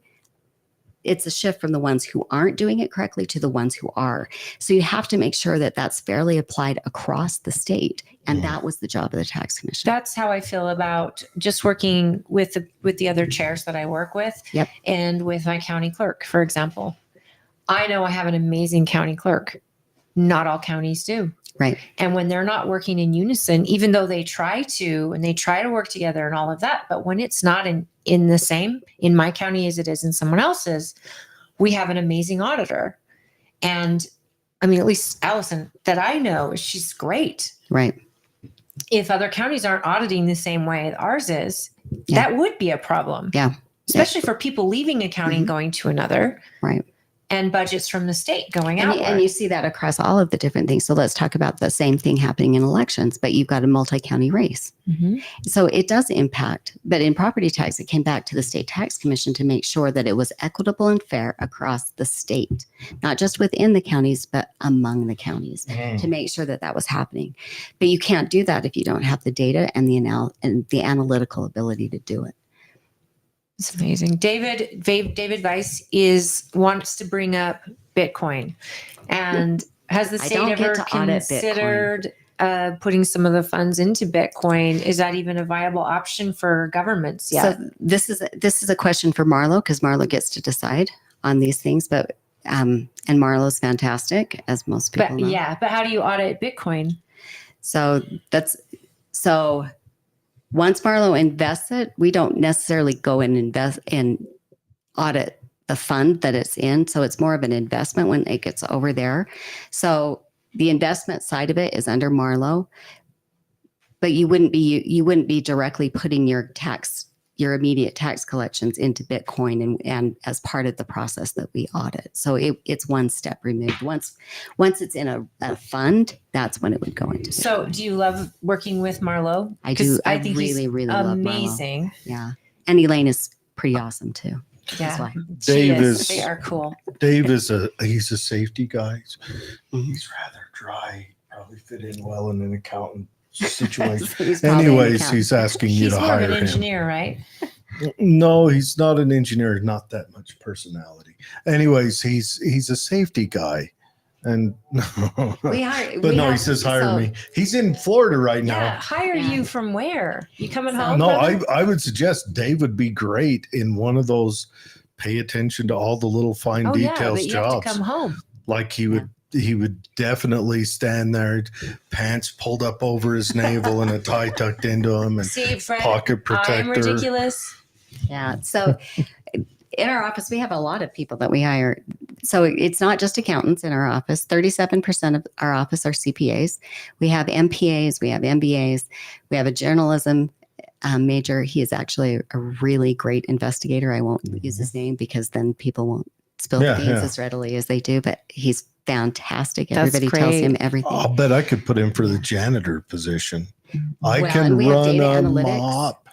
Yeah, all these I can't do words that. You're using? You keep no. His eyes glazed over.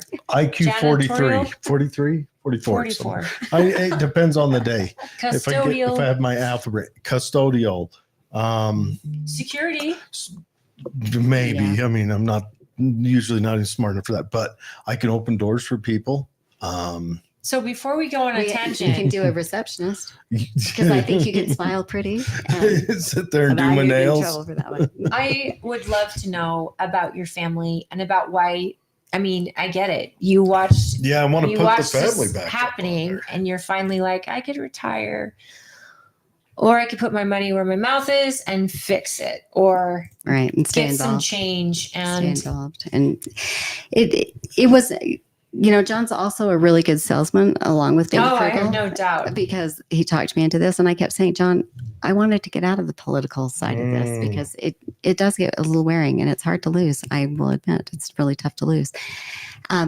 Plus, it's hard when in politics, you never know because people change, and then you trust people, and then they let you down. There are a lot of. Then you make a decision, and half the people are mad at you all of a sudden, and you're just standing up for something you believe in, and you're trying to do right. Your intentions always are right, but you're still going to piss half the people off. With whatever you do, especially in audit, you're not anyone's friend. Right. This is not the position to go in thinking you want to be everybody's best. Well, how is Dougal so loved? Like everybody loves him. The people love Dougal. That's true. Okay. The people love Dougal. One of my favorite stories is in one of the audits we were doing, and we were there. There's usually a team that comes in, and we were discussing what we'd found, and the manager got really angry and really upset, and he started yelling and he started cussing and cussing out the auditors. And that's a good dishonest and deceitful, and I'm like, what? You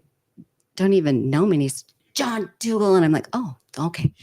Yeah, well, As long as you're talking about John, I guess we're fine. you're like, that went over my head. Tell us about your family. You got a husband who's an aerospace engineer. Oh, he's just Yeah. an engineer. I'll bet My his husband's an engineer. conversations are higher that they couldn't even blow the wig off Abraham Yeah. Lincoln.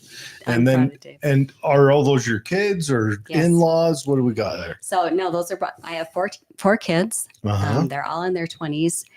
And I can't my believe husband- that. You look so young Oh, to thank me. you. Yeah. No, I'm pretty old. I was ready to retire, and Pretty so was old. I Dave. mean, to 33, it's a tough Yeah, time.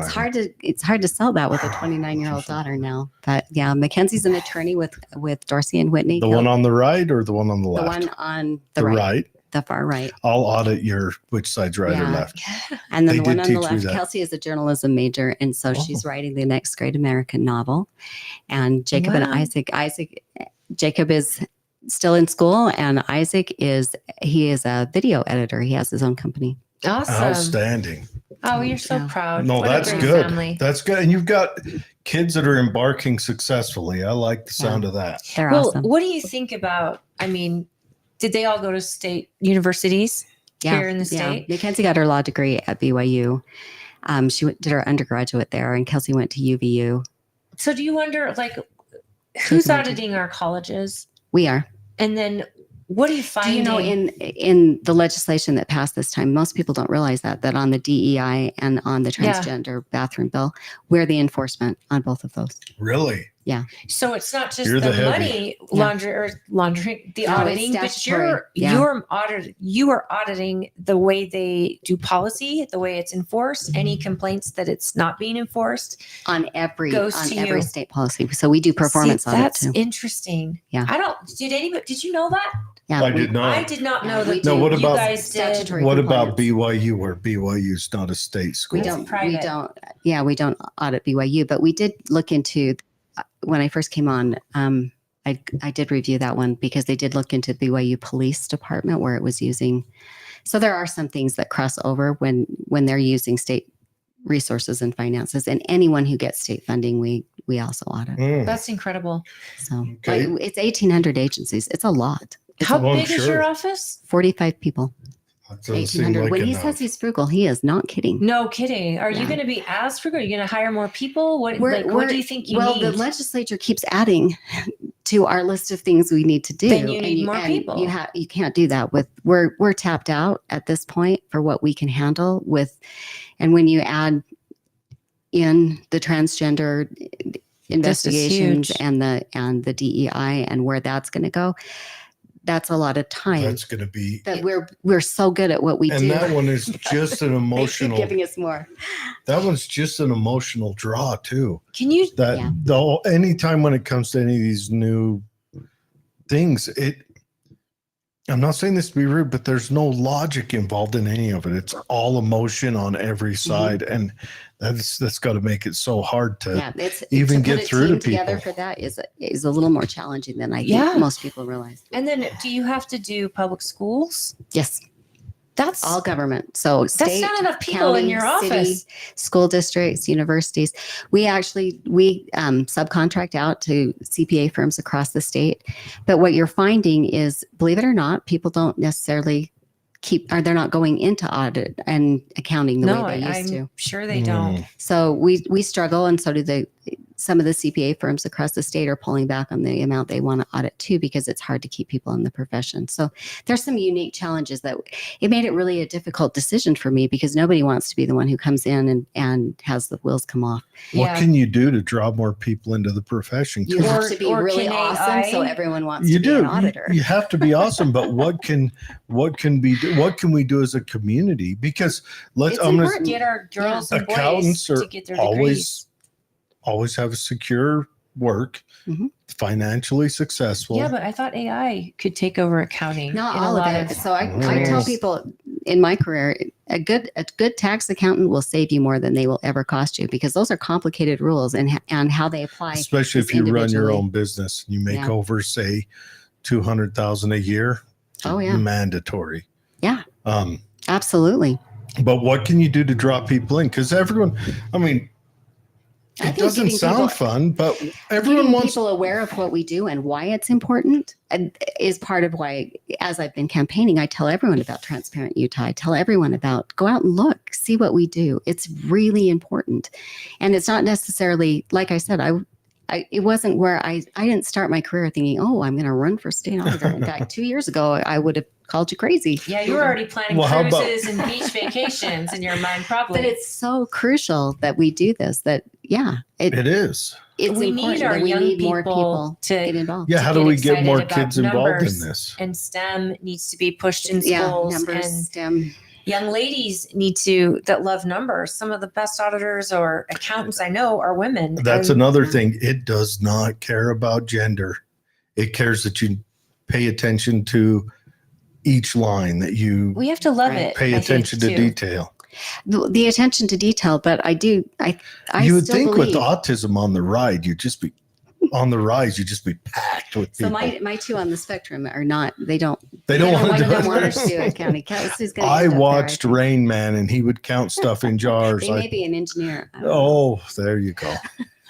I think that's something that we've talked about a lot is that our colleges are doing a disservice to our young people because it is all about emotions. And What you yeah, can get it's crap. get a minor in And then- Taylor Swift, Okay, and then but then BYU. when you get these young people who are thriving, I mean, it's more than just, oh, I like numbers. It's like our county clerk. She absolutely loves a good spreadsheet. And if she's not reading one or Quit found selling one, her, she'll steal her. then she wants to. No, trust me, I might. She's She- really good. She's fantastic. Stop outstanding. interrupting me. She wants to invent the spreadsheet. Right. So like she's start to finish, loves it. It's her passion. It's something that, and she's like, I know I'm a huge nerd. We need nerds like that Yeah. because it's people like that actually can affect change, that Mhm. can keep things steady, and that can be far more transparent, right? Yeah. Because they can look for the holes. Well, in audit, in addition to loving the numbers and loving the analytics, you do have to have a backbone because you're not necessarily yeah. saying the fun things. You're saying what needs to be said. I don't think people are ever excited when you show up. Are they? Not usually. The people Not usually. outside that called you. So what do you dress up for as Halloween? You dress up like a Myself barbarian? now, but I've had that joke forever. It's the one day I dress as my true self. I'm a witch every year. Whichever year. Not a witch, you're a warrior. You're like a Show up in an IRS outfit. oh. I mean, You there know, is I a used to- worse I used person. to joke about that in college. That I was going to be an IRS auditor because it was the only way someone my size would ever strike terror in the heart of anyone. Oh, that's true. So let me ask you this question. I know the IRS auditors, you have an armed wing of them. I went to a couple of schools with them.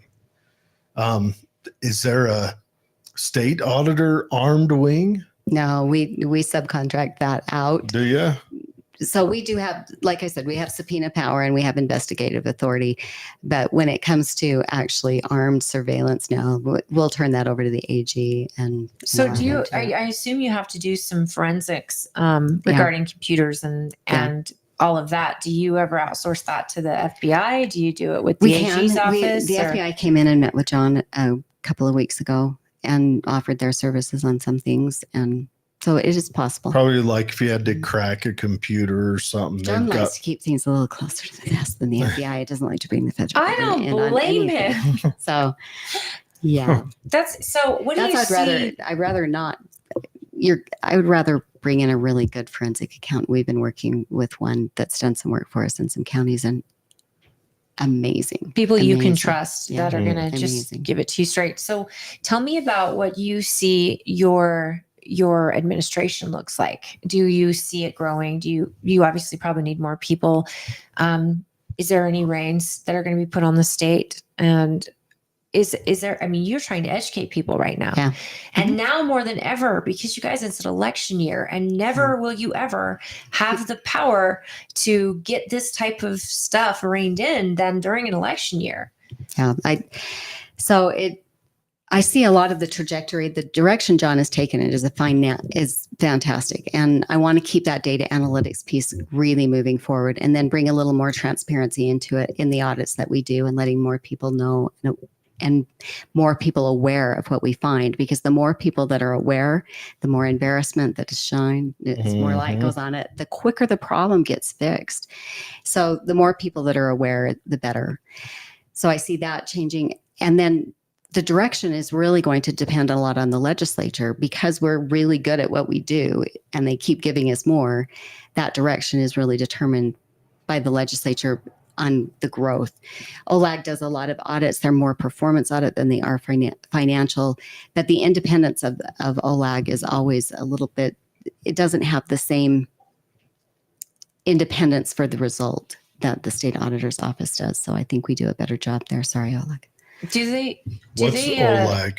Office of the Legislative Auditors. Oh. So do you ever offer, I don't know, training for new legislators to explain I think that'd be a really, some of this? I think it would be a really good thing to do. I don't know that we've done it in the past, because we do local government training. Yeah, I'd love to see my legislators go in come and sit down with the That's a state really auditor. good idea. Because they're the I'm ones gonna add that voting. to my list. Thank you, Holly. Of course. Oh, that's good. Yeah. But if they're the ones their voting for freshman these year. things. Yeah, so that they actually know how taxes work and how it's applied, and because you do find that nobody wants to have a big fiscal note on a bill, but so they think if they push it into a fee or somewhere else that it doesn't have that, or you can push it off to somewhere. Optics. Yeah, it's the optics of it, and they really don't understand always What they're what that giving up means. Yeah, for what that optics. means. Mm. Yeah, But neither do the people who put them there. exactly. And unless the populace is educated and understands,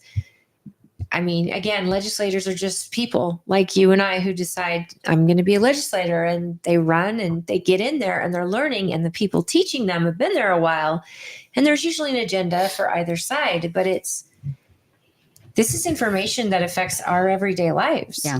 Right now, with inflation the way it is, with interest rates the way they are, with the fact that we don't ever get to own our property, and we are always paying taxes on every damn thing, everything, even after we're dead. And then when you die, your kids pay the rest of it. Exactly. So, and Utah is unique. We talk about it again. We go back to the best managed state, but Utah taxes income, property, and sales. Yeah, That is not standard. it's a trifecta. Yeah, they call it the three-legged stool to keep it from being impacted by inflation, but it also is keeping it from being really known how much money you're sending them. So, Like, how much out of a dollar does a average Utahn get to keep of their money to the Utah state tax? Because we're paying taxes on gas, we're paying taxes on food, we're paying taxes on, I think, medical, we're paying taxes to this property tax. Paying taxes on everything. And then you've got to declare your federal rebate from the year before. right. Yeah. I mean, like, we're keeping when what, you take- 40 cents out of a dollar? Yeah, when you take into consideration the federal taxes, that's usually what I tell business people, 50% Yeah. in tax. This is crazy. I mean, I'd love If having you a hire will. a good accountant. Well, if you hire a good accountant, we might get it down to 45, 48, Ooh. 44. But like it. so my biggest argument But there here. are some advantages to owning your own business. And I tell people that that's one of the reasons why You get a I write-off struggled stuff. You get to stay in tax accounting, because at this point in time, the only people paying tax are W-2 employees. Yeah. Which and is it a gets lot really, of people. really frustrating. and you can roll a lot of property into the business. There's a lot of Yeah, things you there's a can do. lot of advantages to owning your own business, but W-2 employees do not have that same opportunity for those write-offs. So there are two things you can learn from that: buy a rental property or run your own company. Mhm. But W-2 employees are where it's hitting the hardest, especially in an inflationary market. And right now we're in a market where inflation is ridiculous from the federal all the way down. Housing, there's a housing shortage. So and then so let's stop right there, because this is another one of those things that probably should be said legislatively. What's inflation? It's too much money chasing too few goods. How long have we been hearing we're 35,000 housing units short? 10 years now? Yeah. yeah, So what happens when you add more money to that market? you Too would few assume goods, hmm more money in the market. You just raise the price. Why can't we The get state the putting that gift to that The freeze. the free. Well, they put out that grant for new construction not existing. My oldest, we showed that picture. She just bought a 1927 farmhouse. She did not qualify for the $40,000 from the state of Utah because it only goes to new construction. But that is not what the young are usually getting into. Their first home is usually an older used It's a home. starter home. Yeah, this is not what it is being sold as a way to fix the housing market. That's not what this is. This is a gift to a developer. The housing market's messed A up, lot and is it's giving not. to developers right now. And out of it's our not legislature. well. I mean, we've got a How many people are gonna legislature listen to this? full of developers, and it's not just that. But look at the houses being built. Is there okay? We're the fastest You're growing county 28. right now. You're in the 28 state. years old. Yeah, 28. Remember With a when you first 29-year-old bought a daughter. house, they were building new houses that were 2 and 3 bedroom houses, right? Right. I'll bet there's not a 2 or 3 bedroom house that's a standalone house built in the state right they'll now. do it with condos or with Townhomes, Townhomes. condos. That's it. but not. They yeah. won't do a standalone house that small, which was the starter home. Which all of us grew up Which in a was house that small. you started out, you bought that home, built some revenue up in that, and then sold it to move up or use it as a rental for the continuing. Now let's think about that for a young family who wants to have a child. Do you really want to have a child in an apartment with nowhere to run? No. And that makes it really, really difficult. Even for a young couple with a dog, Yeah. it makes it really, really Mhm. difficult. I'm glad you said it because I was going to say that. Even a Yeah. dog. Like Well, and they something- can't, they these can new barely kids afford the can't apartment get as it into is. them. Exactly. So But we are the third most expensive housing market in the country. Which is a Third. huge leap. The because we used to legislature- be one of the most affordable. Exactly. the legislature should be ashamed of themselves for that, for not sitting down and focusing on how to correct that. Well, let's think about it for a minute. So you've got the governor's office of economic opportunity. Mhm. Why would they be incentivizing businesses to relocate to Utah when you have a housing shortage? Why would you do that? Yeah. There's no reason to do it. If you're already short, maybe we back off of that. Those We just programs. had a guest on here a few weeks ago from Summit County talking about this development happening in Yeah. Summit that is absolutely insane. And The old Walmart up there. the circles they've been running around with the developers, and then the council wins their case fighting them, and all of a sudden the council's like puts their winnings on pause. This development would add millions of people up in Summit. With the Olympics coming, the traffic would be hours on hours. And these homes, they said affordable housing was 25% of what was that, 700,000? So Yeah. affordable homes would be in But the it's- $300,000 range. It's affordable. And affordable is relative. And And it's- around here, we've got nothing but townhomes going up in mass. Mhm. But they're So- all $400,000. Yeah. But you're seeing the tax incentives that are happening for the developers over high density and the transportation plan. So having been in county government, I actually know how they Yes, incentivize the that. transit Yeah, was the the biggest transit. issue. Mhm. And that was it. They wanted this transit deal. And Yeah, so and did the governor's office. And it can only happen around the high density. They're incentivizing that kind of development. And there's a reason why they do it. We haven't even touched PIDs and what happens with PID, All right. What's a PID? a public infrastructure district. Okay. So a public infrastructure district is where, let's say a developer decides they're going to put in a development in an area. Usually the developer would come in, put the roads, the sewer, the electrical, all of the infrastructure into the project. A PID allows that developer to bond a tax bond on property tax for the cost of that infrastructure. And then that payment on that bond is paid by the people who move into that area after the developer is long gone. So it's almost like they're just building sports stadiums. It's the same thing. Yeah. So basically what they're doing is now even more profit comes out of it because the cost of the development now got passed on to whoever lives there for the next 30 years. And does that look like an HOA or something? It's Just on another top of line the on their tax bill that they don't even know it's there until after they've So bought it's- and they get their first tax So bill. part of their city and county Oh, tax packet. Okay, It's I a have special a lot infrastructure of dear district. friends of mine. Yeah, I'm called the that are- little black rain cloud. Yeah. I enjoy everywhere I go. I have a lot of dear friends of mine that are in real estate, and I do know a couple developers. And it's like lawyers. We all know lawyers. Everyone hates a lawyer till they need one. Mhm. But I think our legislature is really full of developers, Yeah. and we've got a big lobby for Yeah, realtors. And Utah and Colorado were the only two states that do a PID. But the reason I know is PIDs are also monitored by our office. So we see them come in, and but Utahns don't know they exist. Yeah. Until they go, what is this? Yep. And they call and they're directed. See, this to me feels so shady. And I don't know how this ends, because counties like ours, we're going to have to move up, not out, because we don't have the space. Our lands are so limited. And Washington County, same thing. Just we're so limited. And if these little dealings are going on, how does this end? What is this housing burst going to be? Are we all going to be upside down? It makes everything unaffordable. So you think you're moving into high density because it will be more affordable. But if you're paying another line on your property tax, think about your property tax bill now. Ugh. And it's another line that's on there for 30 years. And there is no check to make sure that the cost of that bond was actually what the cost of the infrastructure was.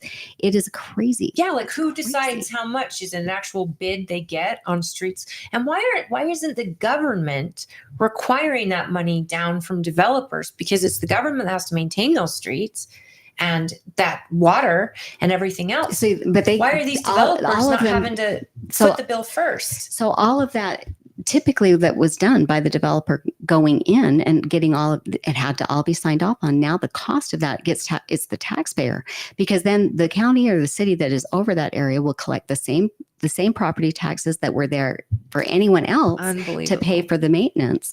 It is the cost of the development that got put into the PID. You are a little rain cloud. I am sorry. But I'm so happy to know this. I swear we need to. Oh, this is important. We need to share this with as many people as possible. And I get it. You're friends with everyone in politics, but I also know that I really do understand that you can't have friends, not with this job. No, because you may have to investigate a friend of yours who is in a political office or whatever. So that's.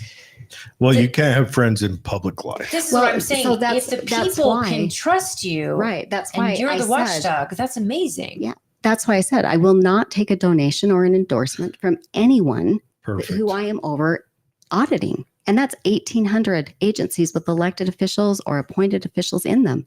That limits my donation pool greatly. Oh, it does. And my endorsement pool. My opponent has not taken that same stand.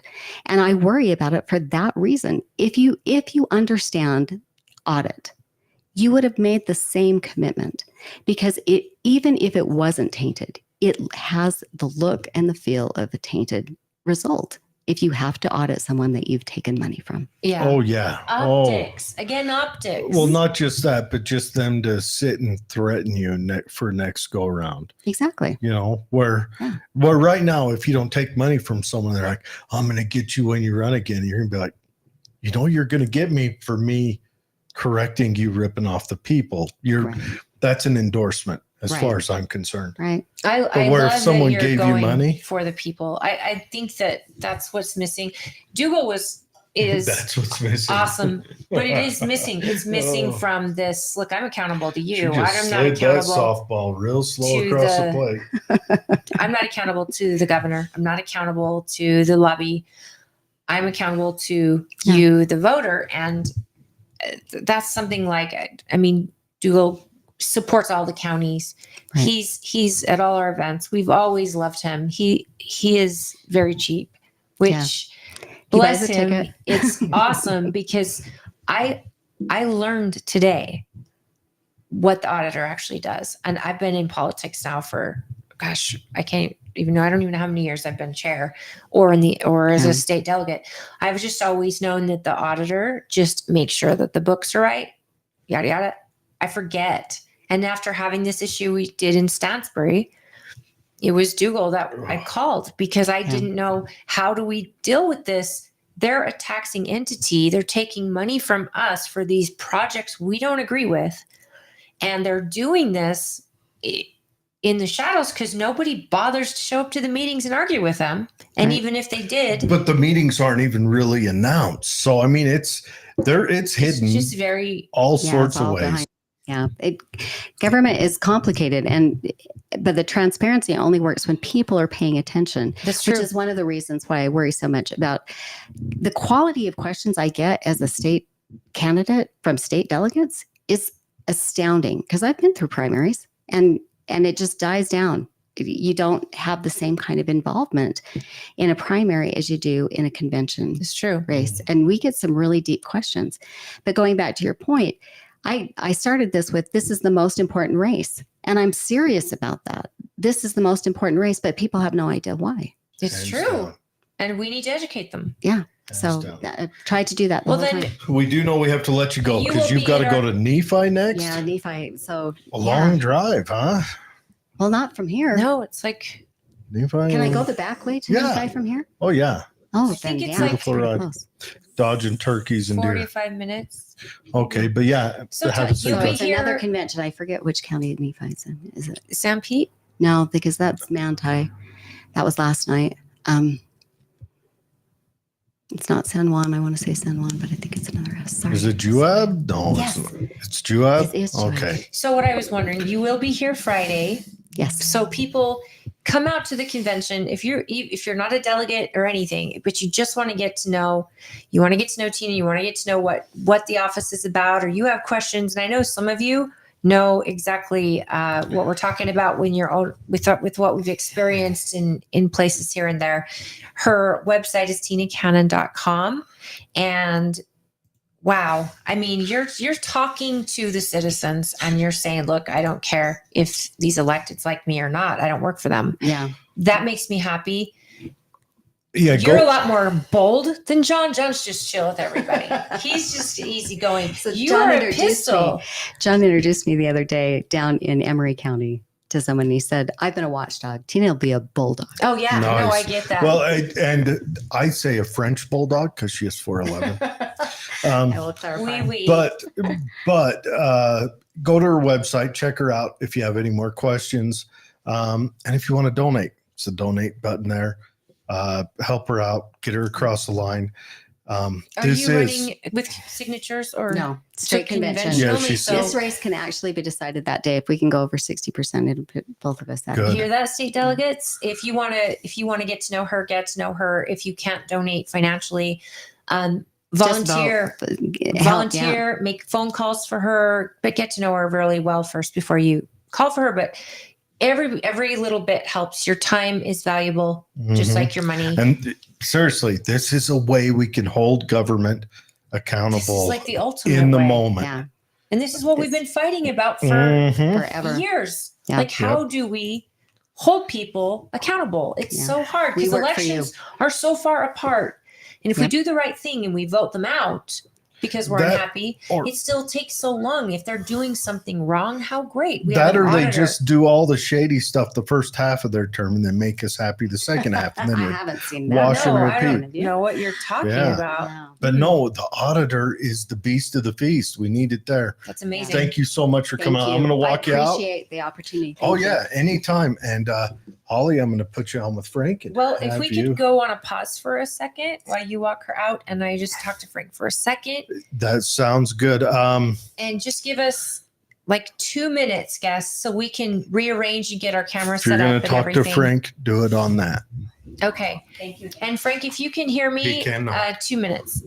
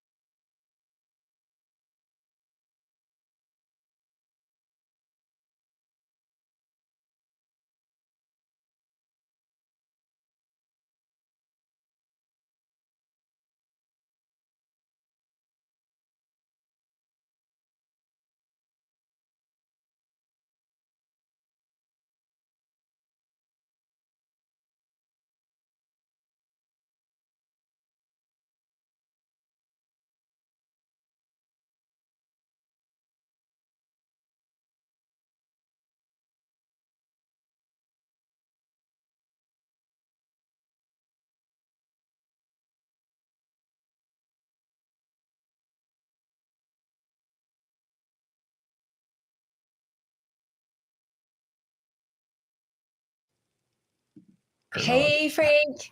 Hey, All right. how are you doing? Thank you. Yeah. You showed up early. I didn't expect Thanks you for- this early. I Thanks didn't for either. waiting for us. I had just gotten out when I initially came on, and so I finally got settled here. Started opening a drink, and it blew up all over me right when you were saying you were going to talk to me. Yay! Just in time.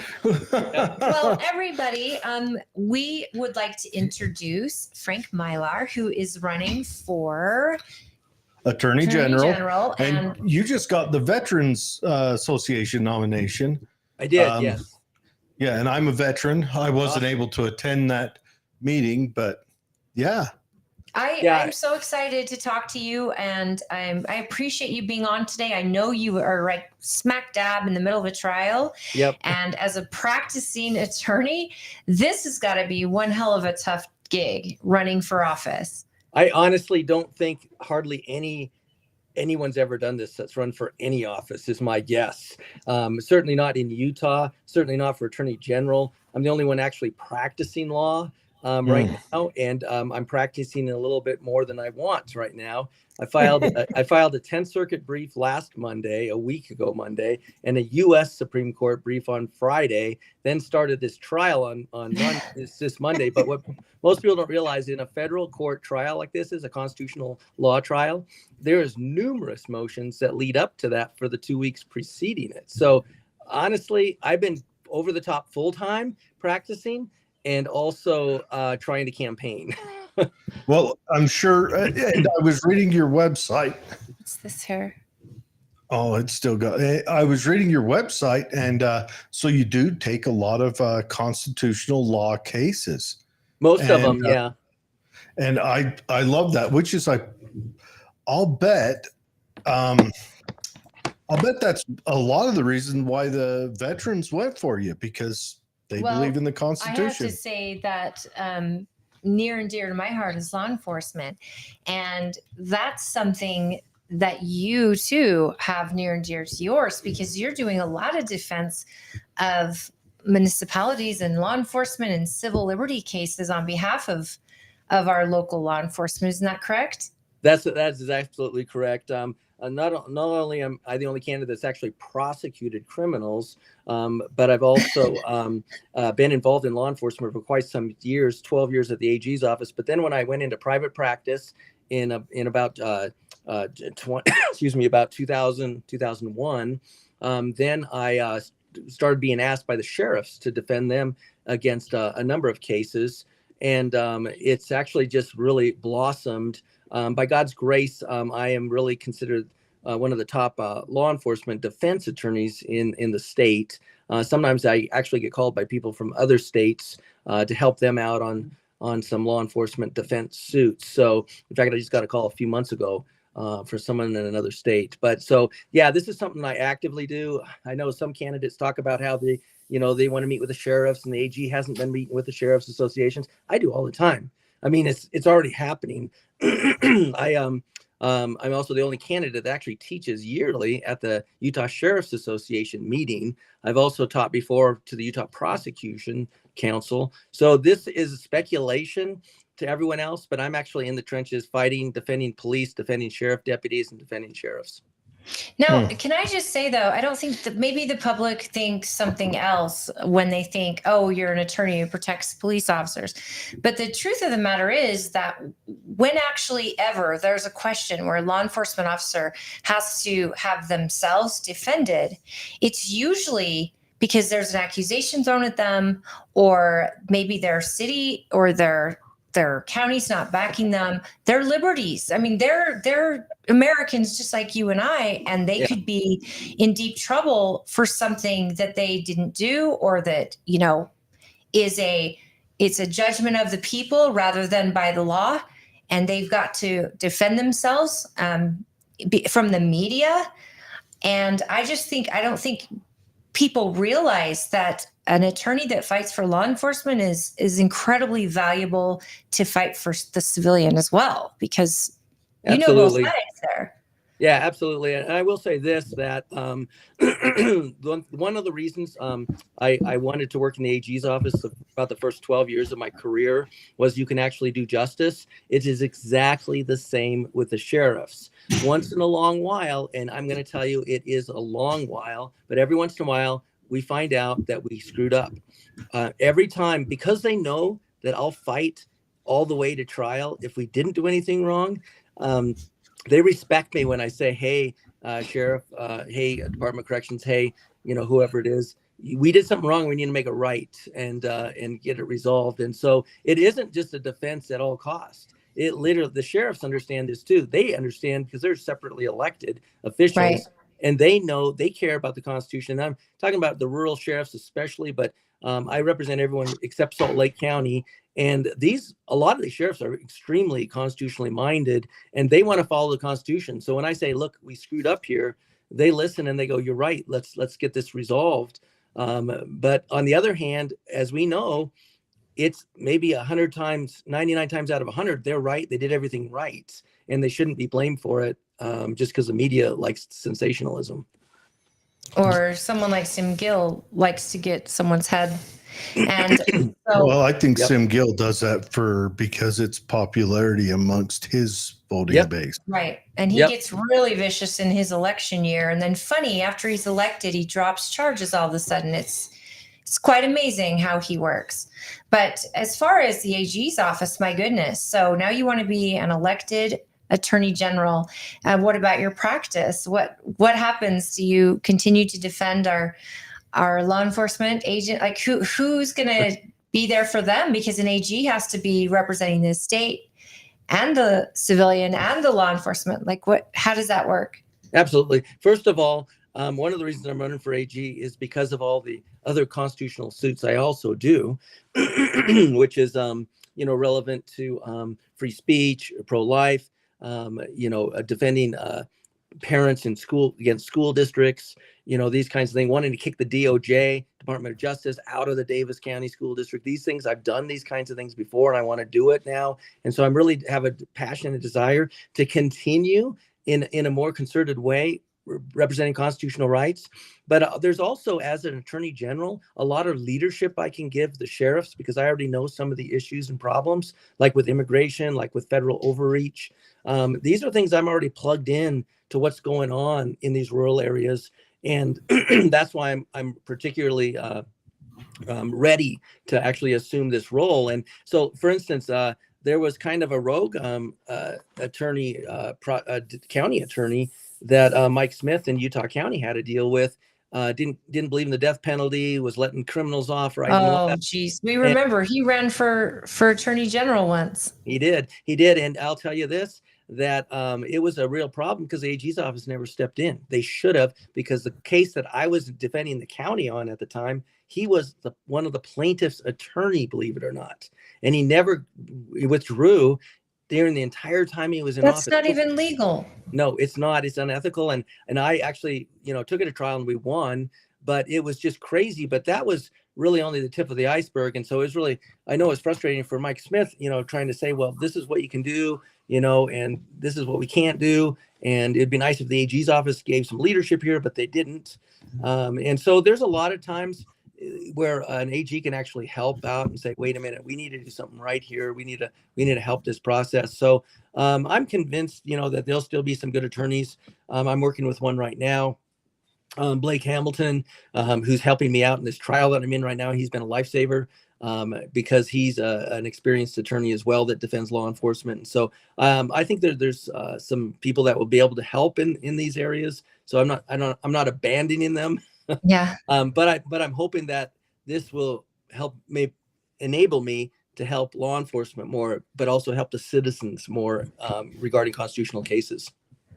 So your involvement with rural area sheriffs, especially, you probably have heard the issues than federal lands have, like in a county like ours, county like Washington. Our federal lands are 80+% owned by the federal government. Our lands are. And this is something that I've asked every AG candidate because we really need to get some of that back. And I was told by a prior governor, Governor Herbert, that we needed the president and we needed the House and the Senate to get our lands back.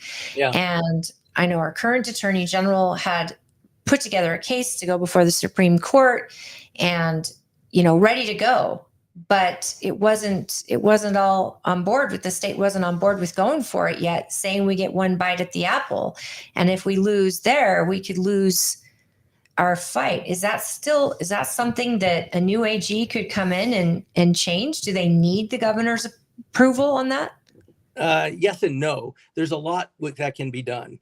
And I will also tell you this, that attorneys, including the current one, did not have a lot of experience in litigating these kinds of issues before he came to office. So it's all speculation or somebody that tells him what you should do. But I'm an attorney that's been litigating for over 36 years. I've learned over the years to think outside the box. I'm not constrained by all these things that, we can't do it. No, I don't take that. I don't take that as that I just need to give up and don't do anything.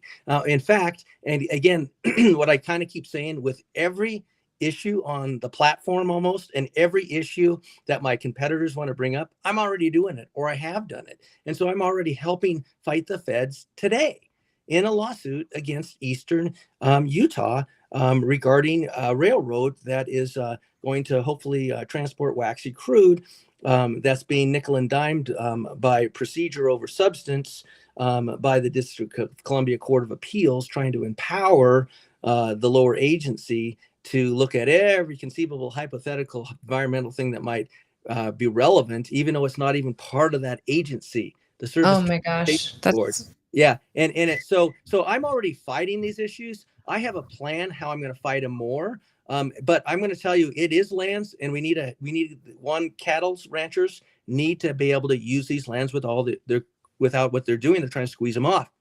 2, we need law enforcement to be able to enforce laws. They're trying to push law enforcement off. Right. And 3, we need to be able to recreate on these lands. They're closing them off for that. And so what my point is take back step by step. And I want to start saying, no, some of these lands just should outright be Utah lands, not just we want more control of the feds owning our land. And I think I'm the only one that's ever talked about that thing. Mark my words, another candidate is going to pick it up. But I'm talking about, no, these should be Utah lands. When we became a state and when other states became a state, a lot of times this federal government transferred over those federal ownerships, but they didn't do that in Utah. And some people like to say, well, that was the agreement, blah, blah, blah. No, I don't like to take that for a reason not to try that. I think it's a reason to look at, when we became a state, and those lands were never transferred. Yeah, because we're a sovereign state. Yeah. Yeah, isn't that fall under the Enclave Act? I mean, that's just a blatant breach. Yeah, and so there's a lot of ways. I'm also going to look at. I'm going to also have a design with the legislature to say, look, sometimes we need to pass some laws to push the feds out, so that they're actually creating a good argument again for appeal to make the feds have to sue us after some things that we are doing. And one of them would, and one of them would be that that a sheriff is in charge of law enforcement in every square inch of his county, and he's responsible for that. And that means if he has to go on federal land to investigate, he needs to be able to do that. And so, do I want to work with the Congress and president? Absolutely. But they didn't get it done when we've had them. Because I ran on this issue back in 2000. Mark Shurtleff finally agreed to file a suit only because I made it an election issue back then. But it didn't really accomplish that much. The fight is getting worse. We're losing. It's not like it's even static. And so if you talk to ranchers down there, they're getting pushed off. Law enforcement's getting pushed off. So it's time to actually push back with a full court press, not just wait around for the right lawsuit, not just wait around for a governor. What about when a sheriff expects the ATF or the FBI who's coming into their county to either make an arrest or do a 6 a.m. no-knock warrant? What about that type of federal agency having to report to a sheriff before walking in? Because in Utah County, that gentleman could be alive today had they gone to the sheriff. Yeah, they need to do that. And that's one of the things that I'm going to push for is saying, look, you have to, any law enforcement that comes in, the state usually does that because they usually know they have to. Another Yeah. county does that when they go into another county, to execute a warrant or, arrest somebody. And so it should be the same kind of an arrangement where the sheriff has to know what those kinds of things that are going on in his jurisdiction. Fred Sween asks, what can you do about federal overreach? And that's kind of a broad question, but I think he's talking about the immigration issue. He's talking about the education issue, all the ABC agencies that are Yes. that are encroached in our government. And what's sad is, we need someone to fight. Yep. We don't need to play along to get along anymore. I think we're in a place. Earlier in the show, we talked about people are sick and tired of the norm. Yep. We're done. We're done with the federal government abusing us. We're done with them taking our money. But as we just talked with Tina Cannon, it's the state's taking our money too. Yes. And yes. we have to get a way to fight for the people. And isn't that who you represent?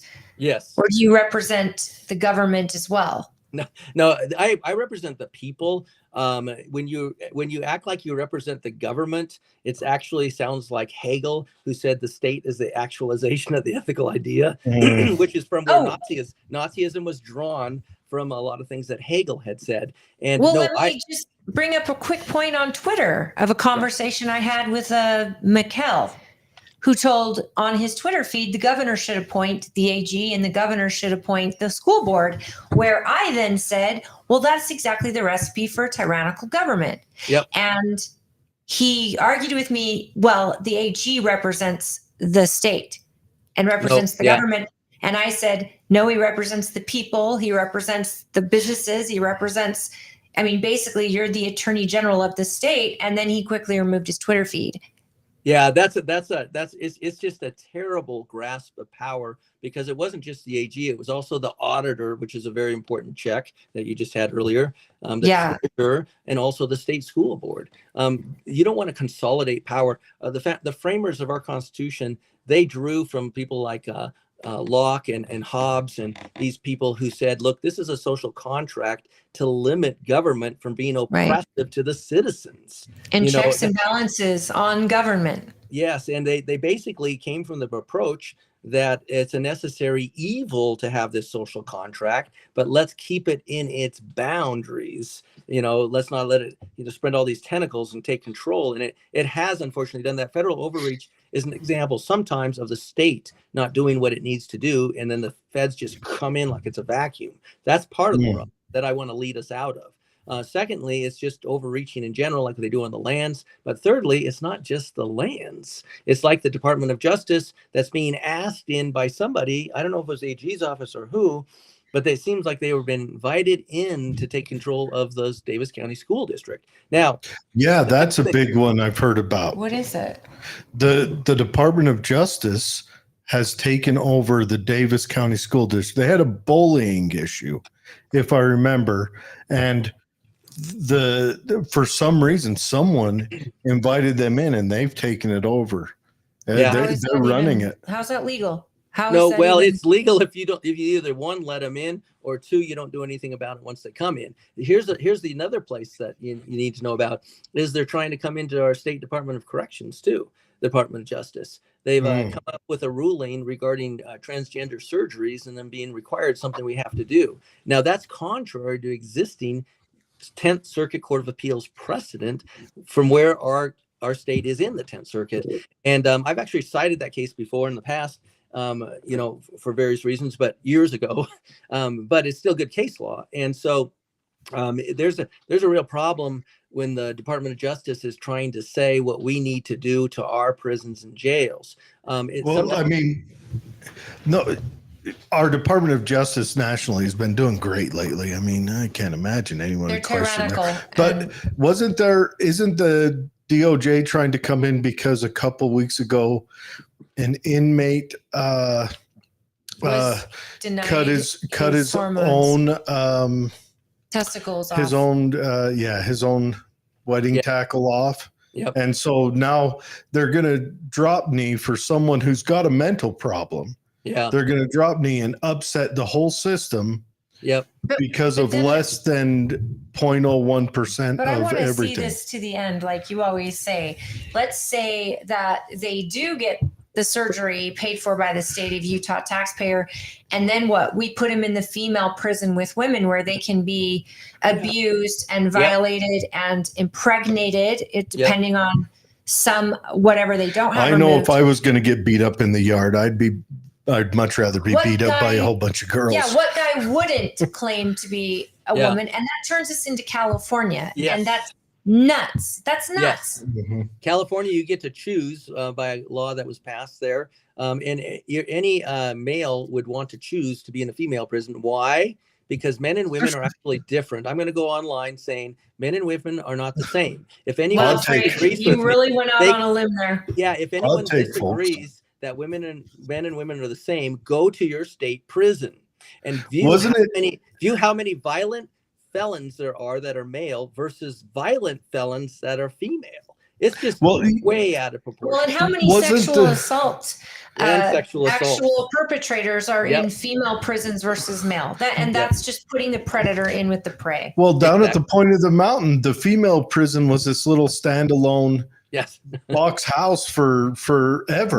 Minimum Well, the male security. prison was huge, and the female Yes. prison looked like it might have held lawnmowers. It was so Yeah. small. Yeah. But wasn't it New Jersey? It was last year. One female inmate impregnated 3 other female inmates in a New Jersey prison. Wow. I thought that was in Yeah. California. You know, No, it was in New Jersey. part of our problem with this issue is really checking out our sanity. You know, it's becoming ludicrous, and this kind of dovetails into another one of my big issues. I want to protect women's bathrooms, especially girls' Thank you. bathrooms in schools and sports, with 0 exceptions. I don't care if they're on T blockers. Really, I mean, it's still a guy. You know, and how many women, girls, especially under 18, are clamoring to get into the men's locker room? That's Almost something nobody. I want to bring up. When we were having an issue, one of our guests was on talking about how Salt Lake County said it was okay for somebody who identifies or looks the way they look to go into the restroom of their choice. And I was saying, okay, I want to protect girls, and I'll see this one all the way through. I want to protect that trans boy that's walking into a man's locker room. That young lady is just as much in danger as the other way around. When we stop admitting that men and women are different and that tendency and threat is still there, when these little girls, dads going into a restroom and there's a man in there, that man is in danger. With most of the fathers I know in Utah, that man's in danger. Yeah, and that's the interesting thing is it's 1,000 to 1 or more that the biological woman that goes into men's, she's in danger from the other men in there, and 1,000 to 1 at least or more, the biological boy that goes into a girl's restroom is endangering the girls. And it's also, I really believe that it's also a religious issue and a privacy issue, and no one's talking about the religious and privacy issues of those girls. They should not. No one's talking about the girls, period. Yeah. And it's always a trans bill. It's never a pro-woman bill or a girl-safe bill. It's always about pro-trans, which is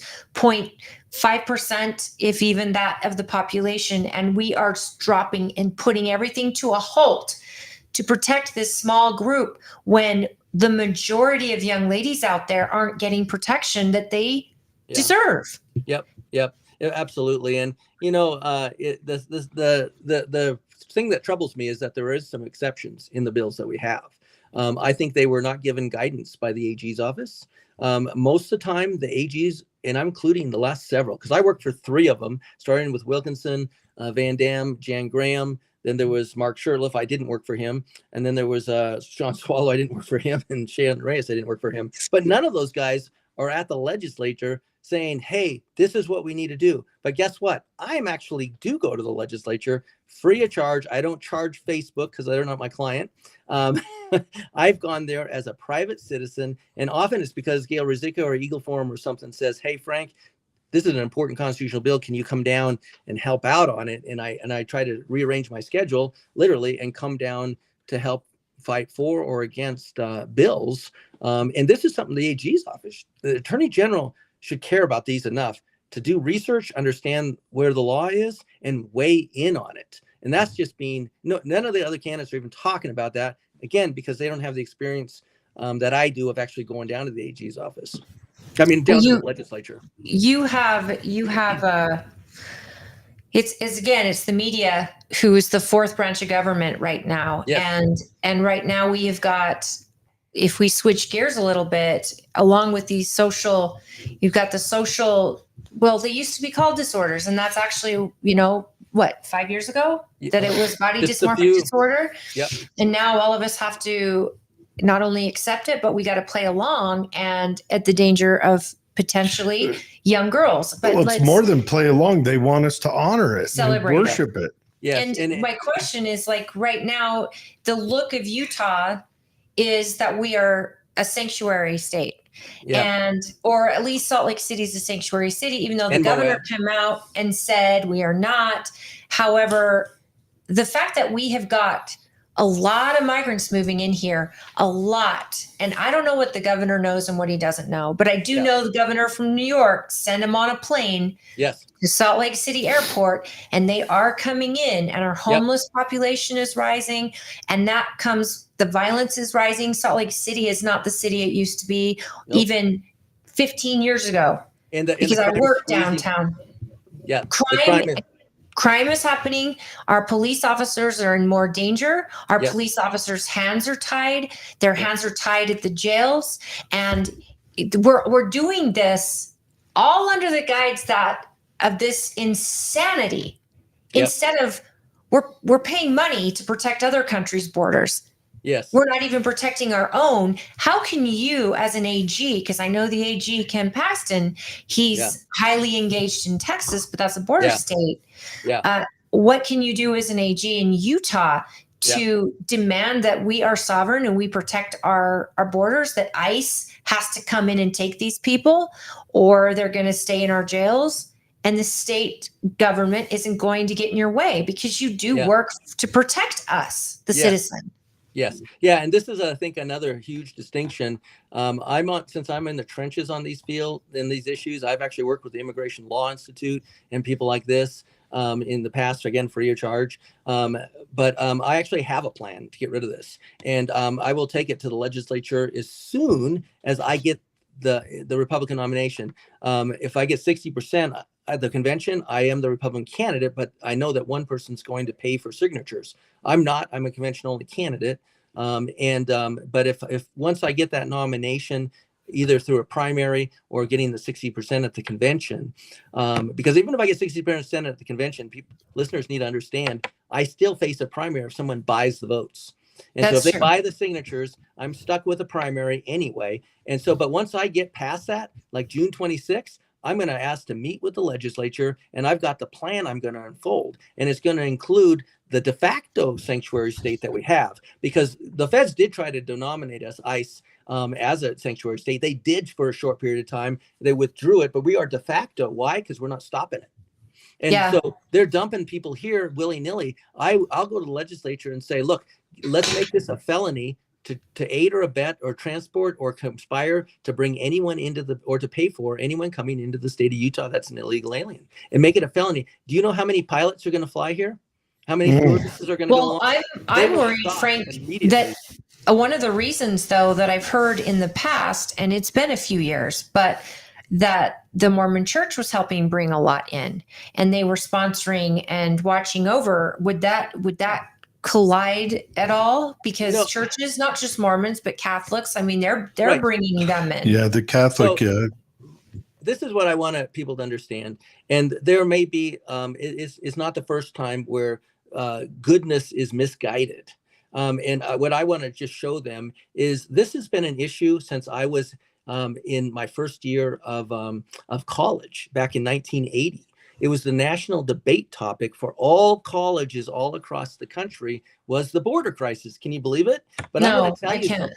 That's crazy. I still remember those statistics in my head about these kinds of people that were crossing, and because they were the pros and cons argument, right? A lot of the people that were crossing were going back or sending money back to their families. It's a radically different situation now. It's not economic, it's terrorists. It's people from China. It's people from the Middle East and Africa, and a large part aren't even from Mexico. But when they go through Mexico, they get extorted and sometimes tortured, sometimes killed, abused. It is this is the greatest evil in terms of border an invasion that we've ever this seen. is an invasion.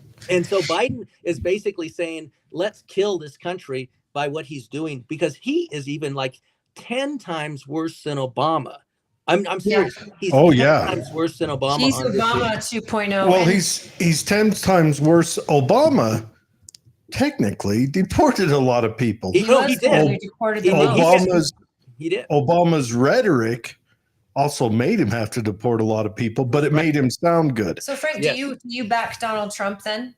Oh, absolutely. You know, I think the thing is here is that, and I want to stretch out to everyone, because I know that there are some people might be listening that might not be favorable to Trump. I just want to let them know this. One, I'm an attorney. I'm a career attorney, 36 years. And I also work with Alliance Defending Freedom. They have said, and this is a non-political statement, they have said that Trump in his appointees, not just the U.S. Supreme Court, but in the circuit courts of appeal, that Trump changed the face of the Ninth Circuit, the most reversed in the country, to the point where you can actually potentially win a religious freedom case now in the Ninth Circuit Court of Appeals. You couldn't do that before Trump. And so, you know, not only that though, Frank, that all those appointments where he filled all those judges, where he did all of that, like in the first couple of years, that made it so Roe v. Wade could be changed. That made it so police officers actually could get a fair trial in some places or an appeal, not in everywhere. But it literally gave us hope.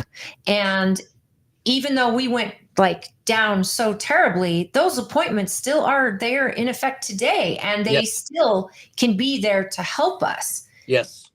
Yeah. And I hope that Trump, when he gets in, I hope we have a number 50 AGs that are ready to implement policy that's ready to go day one. Because here's the deal. This is the first time in history that the border has been a top issue for Democrats and Republicans. Yeah. Yeah. And it's just happened over the last few months. And the thing that does concern me, honestly, is I think that it's easy for attorney general candidates to jump on board with what people care about that they listen to. And this is why I keep harping on this so much, that actions speak louder than words. If these issues were really all that important to the other candidates, why haven't they done anything about them? You know, I mean, there's a lot you can do. Like I said, I work with the Immigration Law Institute. I've worked with the Alliance Defending Freedom, that actually is one of the biggest organizations in the country that defends our liberties, constitutional rights. I've also, even apart from them, I've done that kind of a thing on my own. And so, you know, that if the reason I say my motto of my campaign is trusted experience, because yes, I have a lot more experience than anyone else. One candidate has significantly more than the other two, because the other two have slim to none in terms of legal experience. But what I will say is this, is that it's trusted experience because I've already been fighting these issues. So why can you trust Frank to be pro-life? Well, I can name off a whole bunch of things that I've done for pro-life in terms of defending, you know, sidewalk counselors in front of an abortion clinic from criminal prosecutions. So I actually have criminal defense experience, you know, helping out Pro-Life Utah, helping out pregnancy resource centers all the time, you know, and meeting with a woman who's about to give an abortion from Pro-Life Utah, meeting with her, and she changes her mind after I'm able to meet with them. You know, so there, I mean, it's, and finally, I filed a brief in support of our pro-life law last year, before it was argued before the Supreme Court last September. And so I like to say, you know what I'm going to do. And if you have any question, go to adflegal.org. Tell people to go Alliance Defending Freedom, adflegal.org, and just look at that organization. I'm an honor guard attorney with them because I've spent hundreds and hundreds of hours vindicating people's constitutional rights without charging them a dime. And I think that's where you really show your true colors. Are you interested in money or power? A lobbies group, backing you? Is the Governor Cox backing you? These kinds of things, or do you really care about these issues because you care enough about them that you're not going to, charge somebody to help vindicate these rights? So that doesn't, what kind of lawyer spends all that money to get his degree only to do all this charitable work? What are you, crazy? Are you crazy, Frank? Well, people ask me that, but I will tell you this, that one, I actually am not all about money. I do read my Bible daily, and it's a lot it says about the love of money. You can actually read that a lot. That is true. And there's a lot saying about giving to God, and things like this, and that God gives us what we need. And, some of the work that I have, like defending sheriffs, that pays enough for me to help my 5 kids, get through college. And I don't need to be a millionaire. I could make a lot more money if I didn't defend sheriffs, if I was just in private practice, and if I didn't take all these free cases. But one thing I can say is when I actually I know I'm going to get paid by the sheriffs, which is nice. It's a nice relief, but it also helps fund me being able to help other people. And there's actually a myriad of ways I help people. I often help abused women get protective orders for free. And I will say this, and I've been doing this for decades. Every time I help, every woman I've helped get a protective order has always got it granted. So yeah, someone will say, well, some of these are frivolous, right? Well, not the ones I have. They're not frivolous. They get granted because it's actually a big thing. And our courts are not doing very well at helping abused women and children. I have to say, it's just, and yes, someone might be listening. Well, sometimes isn't the woman abusive? Yeah, it's about 1,000 to 1 again, though. I've actually represented some men that were actually abused, but it's way in disparity, and it's something that the courts really don't handle very well. They have jaded attitudes, and it's really a difficult thing. And so I've helped a lot of women in those situations, either free of charge or very low cost, because why? They can't afford it. Frank, can you tell me why prosecutors right now are choosing not to prosecute criminals? Like, what is happening in these blue cities and states where they're letting criminals out only to hurt the citizenry? I don't understand it. Yeah, if you're looking at like New York, Chicago, and San Francisco, and Seattle. I'm looking at Salt Lake City. And now we can also include Salt Lake more and more into that. They're derogating their duties. They're believing the lie. It's a incredible lie that somehow prosecuting crime is racist. Well, you know what? I don't think that those people that say that really care at all about racism, because I would throw it back in their own lap. I'd say, prosecutor, have you ever Have you ever taken a case to vindicate racial discrimination? I actually have. Yes, it does happen. I've vindicated people's rights in racial discrimination. These attorneys that sit in their ivory tower and these mayors, because they're almost always liberal mayors in these big cities, including Salt Lake, they don't really care about racism.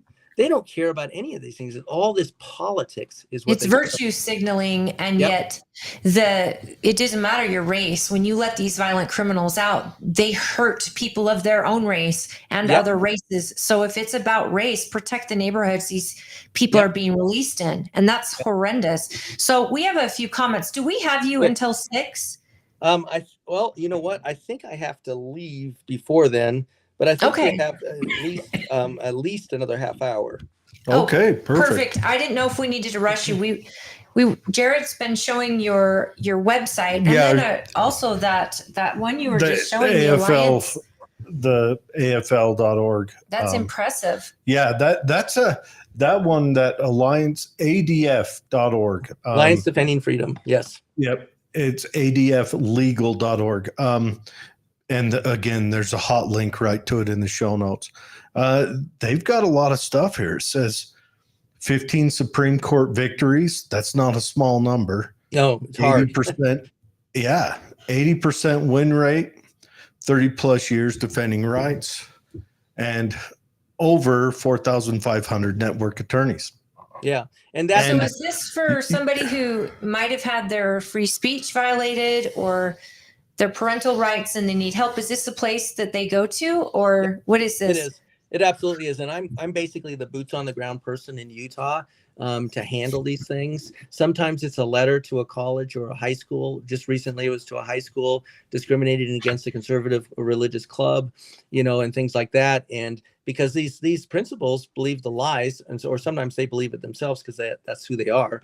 And they think, oh, no, we can't have anything religious, or no, we can't have anything conservative. It might offend somebody. No, that's just garbage. And sometimes it's a letter that we have to send like that to get them to reverse their policies on these. So, but it's for everything. There's parental rights, there's religious freedom, you name it. They're fighting for girls and women's sports on the lower levels as well as collegiate level. I was going to file a suit with them against the university in Utah before COVID hit, and COVID hit and knocked out all the sports. And then Utah did pass the law, and so then they went, with some other litigation that they had. So is that, with stuff like that, you got something for dad rights too? Because I know men in Utah have struggled a lot with getting some custodial rights of their kids. And it's been really weird. With some states, it's pretty 50-50, but it's a little extra hard. I know a few people, great dads, that have had to fight tooth and nail, and I don't even know where to send them. So this is another thing. I used to handle a decent percentage of custody cases, and yes, I also did represent men sometimes. But I'm always picky. I'm very picky with the issue of divorce. I'm very picky with DCFS cases, parental rights cases. I don't want to represent the abuser. I always want to represent the good woman or the good man. In these, and I've gotten custody for men. In cases of their, once they're 3 children, and I've defeated protective orders that were bogus. So again, some of them are bogus. That's a whole nother issue. DCFS as a whole, we've had this come up a few times where, like the DOJ, they're overstepping and they're actually profiting from overstepping, and they're stealing your children from you, or hospitals are stealing your children from you. Because they don't agree with the way you're treating them. And I want to get some comments here before we get too far ahead. Sure. So what is your opinion on the Republican Party in Utah? And do you think the Republican Party actually stands for the principles it claims to? That's from O'Malley May. Well, so that's a very broad question. I will say this, that back in the 1990s, I was the chair of the Young Republicans, and I was just as conservative then as I am now. Maybe I'm getting more conservative, I don't know, but I think I was actually just as conservative. And I was part of the group that was part of the Constitutional Bylaws Committee. I was the chair of it, that actually got through the requirement that you have to read the platform and you have to sign the platform if you're a candidate. That didn't exist before I was pushed that through back in the 90s. And so that just makes sense. Yeah. And so that was a step to try to deal, I think, with what that questioner was talking about. This is a constant battle. And I will say that we have to be more vigilant than ever. I understand why people sometimes say, I'm abandoning the Republican Party. I'm not going to do that. I might be one of the last persons standing before I have to abandon ship, but I'm going to keep fighting, to keep us conservative, keep us caring about the constitutional values, because honestly, our state and our country depend on it. We're in a teetering position right now. I feel like there's a lot of states. I feel so sorry for people in Eastern California, Washington, and Oregon. But they voted for these policies. No, they didn't. Not in the East. Not in the eastern parts of those states. The East and the North, they're victims. And they're controlled. They're controlled by, like California, often a lot of Eastern California, Eastern Washington, Eastern Oregon. I used to live in Eastern Washington, so I know for a fact they're very, very conservative. Right? Seattle blows them all away. They can never get around the fact that Seattle's population center blows away the entire state of Washington. Yeah, and Portland in Oregon.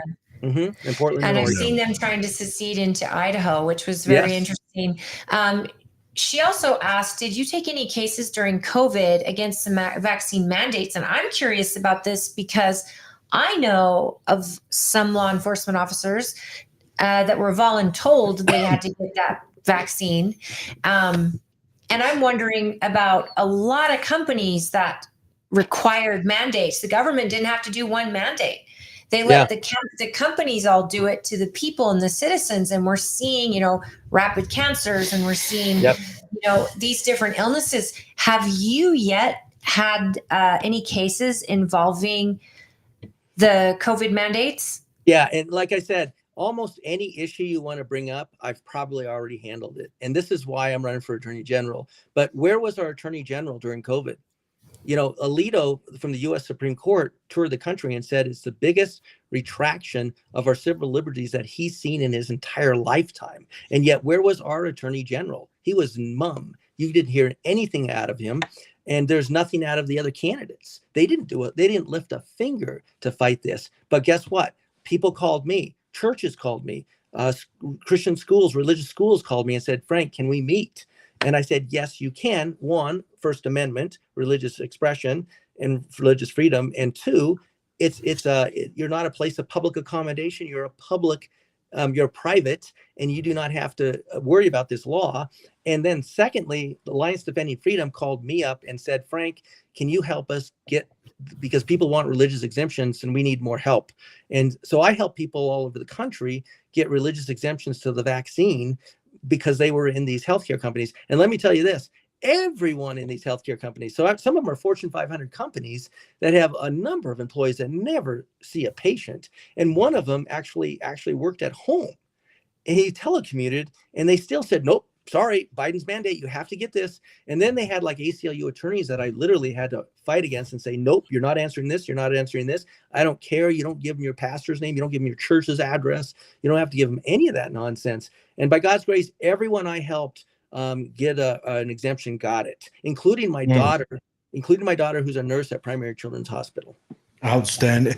What's your thoughts on the ACLU? It seems like the ACLU actually stood for civil liberties up until 2016, and they've lost it. 2016? I think we lost them well before then. We lost them about 40 years ago, I think. Yeah. Well, I don't know. I mean, the ACLU fought to, not that I support the Nazi party of the U.S. marching through Indiana, but they fought to let him do it in the 80s. Well, here's an issue that is relevant today because Mike Lee brought it up about FISA. The ability for the federal government, FBI, to listen in on our text, emails, and phone calls. Again, unlike my candidates that I'm running against, I fought this issue back then, and I'll tell you this: the ACLU was sitting next to me in a Senate hearing that was the Judiciary Committee, and it was chaired by Senator Hatch. This went right after 9/11. Remember when we wanted to pass all these laws to fight terrorism? And I again cited Benjamin Franklin that if you give up our essential liberty for safety and security, you will get neither. And I also pointed out that this isn't. We don't want an overreaction against citizens. This should be against terrorists. This should be against, not. And terrorism is an idea. It's not necessarily a person. It's an idea. Yeah. So how do you protect yourself from an idea? You've got to profile people. You've got to see people in their homes, land, and see what they're doing over there. Yep. With this, though, I mean, with the COVID stuff, I'm surprised there's not been more personal lawsuits or, criminal charges against like Fauci and this man-made virus that was paid for by the United States government. The people are too busy fighting for their lives in a hospital. Okay, they want to know if Governor Cox is endorsing you, which I don't think that's he's endorsing Brown, isn't he? He endorsed Brown before anyone had announced they were running, which is irresponsible because I'll tell you that Governor Cox has more legal experience than Derek Brown. It's absurd. He hasn't really practiced much in Utah.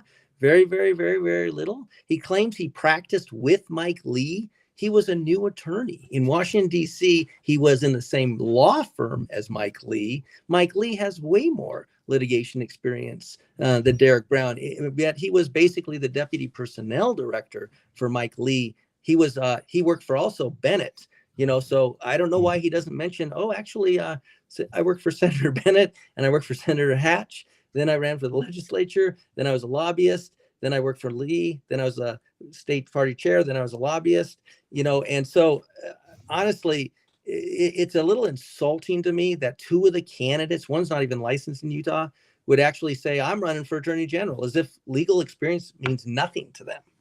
Can I just ask you, give us some ideas of who is endorsing you? Okay, yeah, there's a lot. And I'll tell you this, since I'm unfortunately practicing law full time, I don't have much time to do anything. Right. I have raised enough funds, and I could raise a lot more if I had the time. But I've actually done reasonably well. I have enough for the convention, and more than enough for the convention. But I've got Mitch Velos, who's a seminal gun rights guru in Utah. I wrote the book Utah Gun Laws. All right, so you win. You're done. You don't have to continue. You're good. Well, I got a lot more. I mean, not that I'm a gun supporter, You're gonna love but this. He's got more. So I've also got Mike Ferris, who is one of the top constitutional litigators in the country. He started Homeschool Legal Defense Association back in 1983 when it wasn't legal to homeschool in most states, including Utah, basically. And he then went to the Alliance Defending Freedom as the president and CEO of that organization. He helped author some of the Texas AG's opinions.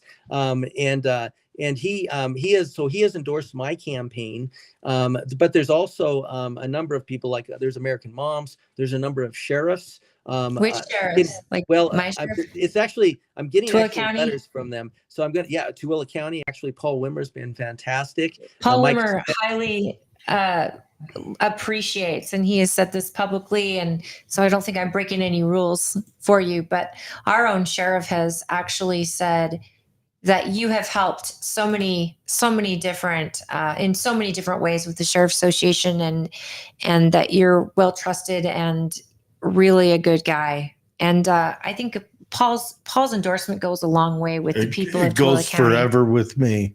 Good. Paul is outstanding. Paul is one being. of those sheriffs that is constitutional based, and Yes. during the lockdowns and all of that, I just remember him standing up to our board of health and to our county commission and saying, my deputies will not be arresting or separating or dealing with masks or everything. This event is outside. We're not showing up to this. If there's a problem, call us, but it better not be anyone starting the problem, because these people aren't wearing masks, for crying out loud. And I'm telling you that people like Sheriff Paul Wimmer, that's just such a breath of fresh air. They don't realize you don't have that in Salt Lake County. Right. I know a friend that works with youth, and they had an event in their parking lot trying to put, it's in Salt Lake City. They're trying to deal with some of these ridiculous requirements. The police broke them up and said, you can't be here. That's the police, because the police work for the mayor. So, and this is true in all cities all over the country. But when you have, it was a refreshing time when my sons and I we do a yearly motorcycle ride, and as we cruise through rural Utah, it was awesome to see. Wow, nobody's doing this mask thing, and they're saying, hey, we're green. We don't have any incidents. We have hardly any or something like that.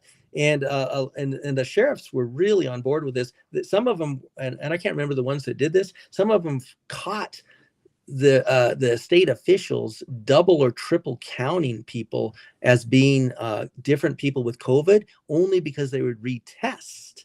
So if they retest 3 or 4 times, they go, oh, there's 4 new right there. And there's more money from the federal government into our coffers. Yep.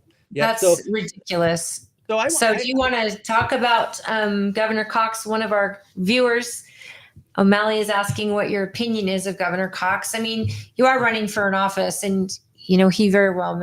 You do you. I don't want to tell you, but I'm sure that you have some opinions. It's a hard thing to unseat a governor or a senator. It's extremely difficult. You have to be atrocious usually. And so I probably would have to work with him, which is even more important. Why I think this election, it makes it even more important. Why? Because we need an independent voice. We don't need someone that's lock stock. with the governor on every issue, especially when he doesn't have legal experience. So he doesn't have the ability to stand back and say, wait a minute, this is what the law requires. And so the thing that did very much upset me with Governor Cox a couple of years ago when he vetoed the women's sports bill, I just thought that was out of line. You don't, this is an important bill. We should not be playing political correctness in Utah. We are supposedly a conservative state, but honestly, my daughter went to school in Florida, and I feel like Florida is way more conservative than Utah in practice. We actually have people that are very conservative, more conservative than Florida, but somehow they lose their minds or something when they get elected, and they steer toward these weird middle ruts that are pushing you liberal. It's weird. It feels like Cox did that. He got steered towards the ultra center ground. And I think DeSantis, because he ran against a crackhead weirdo and then got the endorsement of Trump and then had ideas on the presidency, he steered himself further right than I think he naturally is. Well, I will say this, that I wouldn't want to take away anything from DeSantis in his own right, Oh, I'm not. Because I think he was rock solid conservative in Florida. And I think that it's just not his time to run. And he wisely said, okay, I'm going out and I'm endorsing Trump. And I think that was a wise thing to do. Definitely. I'm just looking at he's talking about when DeSantis first was his running short for record, governor. His short record in Congress. Not that, I mean, he was a junior congressman, so he didn't make the headlines a lot, but he wasn't a hardcore conservative pusher there. Yeah, that could be. But I think because of his election and he saw this is what works. Yeah, the policy. It drove him further right, which I think is a good thing. And I give him kudos for recognizing that. Yeah, well, and I think when we saw him speak at the state convention, and this is 2 years ago? Was it 2 years ago? Yeah. Yeah, because Carson, so when Carson Jorgensen brought him in and DeSantis was brought in, and I just remember and having met Kristi Noem and heard her speak, and she was on a stage with Mike Lee talking about how every single week during the COVID start of that to stop the spread, she's on a whole bunch of Zoom calls with all these governors in all these states, and they're talking about how they're going to shut down. And she's like, I'm sitting here with my entire staff and all these attorneys, and I'm trying to tell them, show me in the Constitution where I have the right to shut any business down, to shut schools down. And she said, week after week after week, it became less and less governors on the call. They'd shut down. And to the point where she was the only one that didn't shut down. And then when we listened to DeSantis give his speech, I thought immediately it dawned on me, if we had 50 governors like him, the federal government would be done. Yeah, it would be done. Honestly, one of the things that I think is important that I think it's important that he stay as governor right now because the way he's changed Florida is unbelievable, and the way he let out and saying parents are in charge of whether their kids wear masks in school, and fighting the feds on those trying to overregulate it, trying to take lunch money away from kids. He stood firm on those, and unfortunately, like I said, here you had these extremes. You had California, New York, and then you had Florida. No different instances in Florida, and yet they kept the businesses open. Yep. Everyone went bankrupt in New York and California. And honestly, I feel like we, as Utah, we were too leaning. We weren't exactly in the middle, but we were leaning, I think, too much toward repression when we started. It started loosening finally, but we overreacted. I think our governor definitely did, and I think that's because our governor. What we need to do is we need to take the capital and move it out of Salt Lake City. We need to put it. I honestly think we need to move it like into Provo. Yeah, where you can get a mix, because I think that's what corrected the governor. Because remember, he was trying to put out whether you're a consequential worker or whatever. Essential worker. And you're talking about Governor Herbert? No, it was Cox. Cox was the governor then. Yes, it was he was. Herbert, I think. I think it was Herbert. It Oh, it was Herbert? Cox During was running 2020. the task force. Okay, yeah. And yeah, Herbert tried putting that out. He did. And when it got out to us rural people, He said, because I would have been listed as one, the rural screamed. They said, "What is this BS?" Yeah. He said no, and that's what shut him down. So Well, then I he made think it it's up to because counties to decide for I themselves. think it's because the governor is situated there, and he's just got a sea of blue morons in every direction around him. So And that's all he people. knows. Press people, the press is so Yeah. liberal, and people listen to the press and they think that's where everyone is. So when they're holding up their finger to see where the wind's blowing, it's the press that's blowing it. And shout out to Brian Schott. Good to see you. He mentions us once in a while. He's the one who gave us our name. Awesome. That's awesome. Yeah, he's a gem. Yeah. A gem amongst other slightly better Well, you know, gems. the thing that I noticed though is for us, we believe local control is the most important, and it has the most control over our lives. And I'm looking at your resume. I'm really impressed. Thanks. I'm impressed that you do this because you love people, obviously. Because I don't know very many attorneys that do so much for free and for cause. You know, I know that religious liberty is highly important. And what people forget is that the Constitution says nothing about a separation between church and state. Right. And yet we've allowed them to eliminate God and the Bible and everything from schools, and you can't pray in school and all over a letter written regarding the question. It's not in the Constitution, and people don't understand that, but we haven't fought back. And now you see these pro-life people trying to give counsel to women outside at a clinic, and they're getting arrested. Right. And they're serving time. Like they're looking at 10 years in some states. Well, I actually was able to vindicate mine. And so we got off, but it was a completely bogus prosecution from beginning to end by a liberal mayor and liberal police. Is that in Utah though? Yeah, I defended pro-life sidewalk counselors in Salt Lake City who are being criminally prosecuted for exercising their First Amendment rights. And so I actually have had that case, and by God's grace, it went to trial and we won. Great. And so my question is, how many states are you able to practice in? And if you practice, if you're the AG of Utah, are you able to practice in DC in front of the Supreme Court, or does that require something different? Yeah, only one other candidate is actually licensed to practice before the U.S. Supreme Court, but I think I'm the only candidate that's ever filed as counsel of record. That means that you are the attorney that's in charge of the brief, writing the brief and submitting the brief.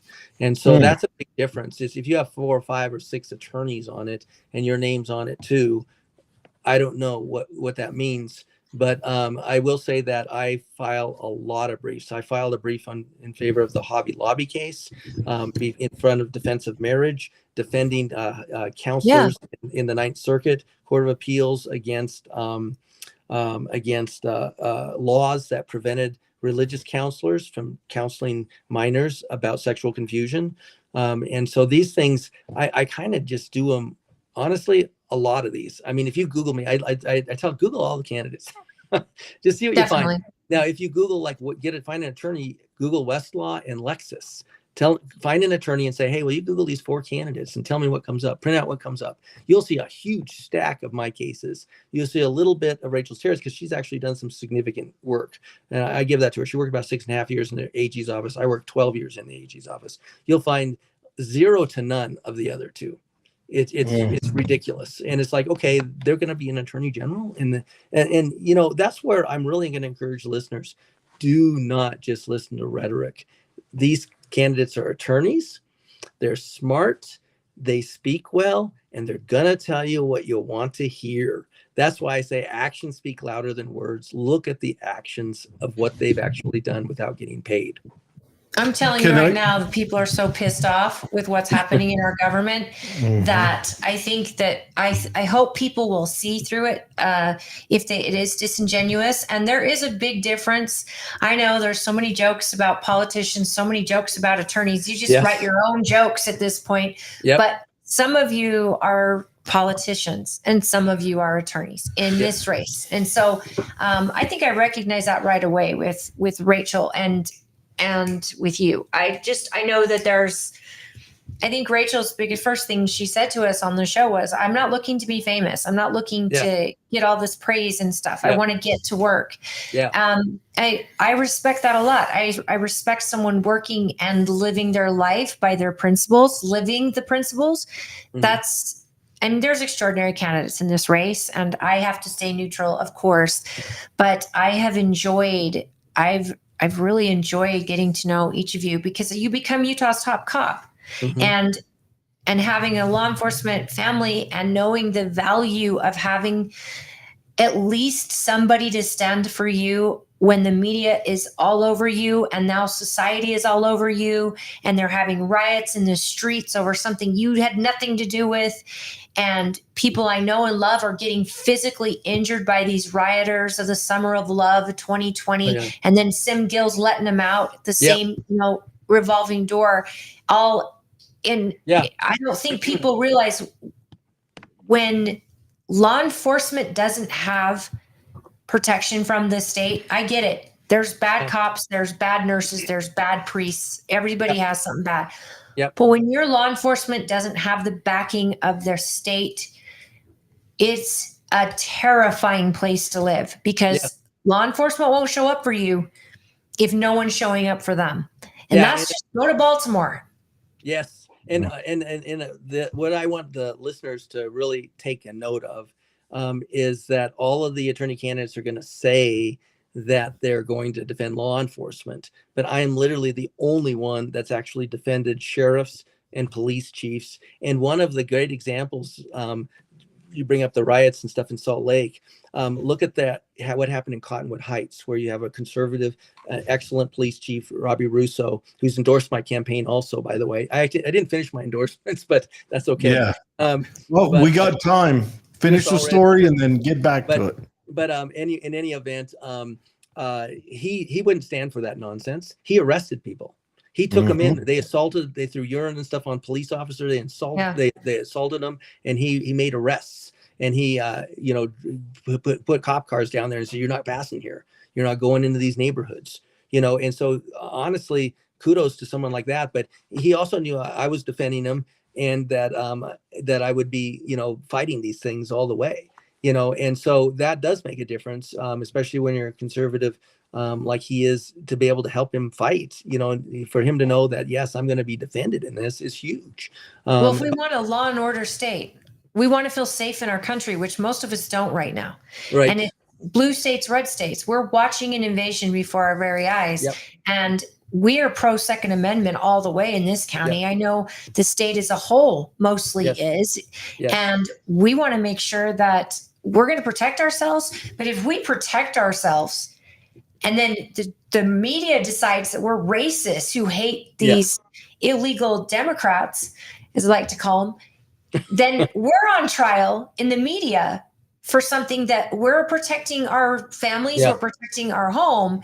And that could turn on you any second. And if cops are going to go to jail over it, you certainly will. And if you don't have an AG that is ready to stand up and fight on your behalf against your own government, if it need be, that is so important. That is so important. And in the law and order state, that's why I'm so passionate about Donald Trump, is because I've witnessed Donald Trump in action with law enforcement. That's right. And I watched him stand up after 8 years of Obama tearing our country apart with law enforcement and the community, just basically spitting on law enforcement. And it goes from that to, hey, guess what? We need these men and women to stand on that blue line, because that's all that decides if the bad guy gets through or not. And so we need to protect them just as much as we need protection. So I appreciate it. Please continue with your endorsements. Finish up your endorsements. Okay, I'm going to miss some few. Chris Allred, Weber County Attorney. I know there's sheriffs all over. I know Nate Curtis down in Sevier County, Cody Black in Beaver County. There's Kevin Potter up in Box Elder County, Steve Labrum out in Uintah County. I mean, it goes on and on and on. How about the Sheriff's Association? Well, I don't think that they're allowed to as an association, but Scott Burns, who's the head of that, has endorsed me. He's also what is it? It's in Circleville. I can't remember the county. I don't mean to put you on the spot. I'm just saying, I think But, yeah, so that's I thought they endorsed Greg Hughes, the association, a couple elections ago. Oh no, for Congress. I'll check on that. I don't think that. Yeah, reach out to him. Because I know that they would for sure. And so that's, but I know I'm missing some people, but also I think the American Moms, I don't know if I mentioned that before. You did, and that's incredible. And so there's a number of these groups that are just, it's really starting to grow in spite of the fact that I'm having to practice law full time. I'm finally am a free man and can actually just be a campaigner on April 19th. Lord willing, that's when the case goes to the jury and I can actually start full-time campaigning for a change. So, but despite that, this race is growing. I have amazing volunteers, way more than any other candidate that I've seen. And $1 for my campaign, I think, goes 10 times farther than any other campaign because I just have so many people coming together and helping me. And so if people are listening, want to help, I would love that. They can just go to my website, Frank Mylar 4ag.com. And there's a hot link for it in the show notes. Also a hot link for you can show it right now. AD. But yeah, I'm going to show it right now while you talk about it. So and that donate button, remember, donations help. Yes, they do. And again, I'm this is very important. I'm one of the only candidates that actually is not taking money from any special interest group or corporation or any lobbyists. Lobbyists are donating. Lobbyists are donating to a lot of campaigns, but not to mine. Why? I don't want to be owned by them. Wow, that's bold. You are not a good politician, sir. Well, like I said, we need an attorney, not a politician, and we need someone that's actually a constitutional law attorney and not pretend wannabes. We have armchair people that are saying that they're constitutional attorneys. Well, it's like, what in the world they never have filed a civil rights suit to vindicate anyone's constitutional rights ever. And so it's all theoretical. It's all smoke and mirrors, and people need to look beyond the smoke and mirrors. You can't lead this office if you are not a competent attorney. That is all there is to it. Competency is leading the attorneys in the office, making sure attorney general opinions are sound, which they not all of them are, making sure the attorneys are capable in doing what they're supposed to do, but then also leading out on some of these issues like the COVID issue, and the immigration issues, the fighting the feds issues, the fighting for election integrity. These are things that it makes a world of difference if you are very familiar with the law and have fought in cases. And so it's just like there's two candidates that are basically not in the ballpark, and yet they're trying to say they can tell the pitcher what kind of a fastball or a curveball he's supposed to throw. You can't tell that pitcher what to throw if you're not in the ballpark. Yeah. I agree. It's on the election integrity. I put it to so he looks bigger on the screen, but that means we got to squish together. I only have a couple more minutes, actually. Yeah. There's a couple things on there I saw. I just want to throw this out there: election integrity. I don't know what power the AG's office would have or pull, Jesse Kelly. but I would like to see if we could move our elections out of the lieutenant governor's hands. I think that is a serious breach. You've got support for Second Amendment on there, although I am not a gun owner. Yeah. I support the Second Amendment 100%. I'm a gun owner. Yeah, and I shoot regularly. I used to be, but I went boating, and it's a whole thing. He's actually a gun trainer. Oh, great. But what about Jesse Kelly? Do you know who do you listen to on your podcasts of choice? Besides political head trauma. So I will tell you this. I hate to say it, but I actually listen to American Center for Law and Justice. Oh my gosh, boring. Jay Sekulow, who talks about law cases all the time. Sometimes I listen to Al Mohler's The Briefing. Why? Because he mixes religion, history, and politics and the law. And I kind of just like that. And I put it on fast forward. Yeah. And I listen to it while I'm getting ready in the morning because I just don't have a lot of extra time. To Oh do yeah, the if you're writing things. stuff, you can't listen to stuff and write. No. I operate a hammer, so Briefing? I Is can. that what he said? Is it called The Briefing? The briefing? Yeah, The Briefing by Al. I'm going to Mohler. check that Yeah. out. You're such a nerd. I wonder if Tina listens to accountant podcasts where they just go zeros and ones. But no, that's good. I like your website. Yeah, you've got great endorsements and all that stuff. No Thanks money from lobbies or corporations. Nope. Yeah. That's just It's Yeah. what that baffles me. You It don't have to takes the butter us up. all right. I probably get Yes, better hit thank the you road so here. much, So much. everyone. This We will Frank. see you Friday night next week for convention. Is that you'll be there?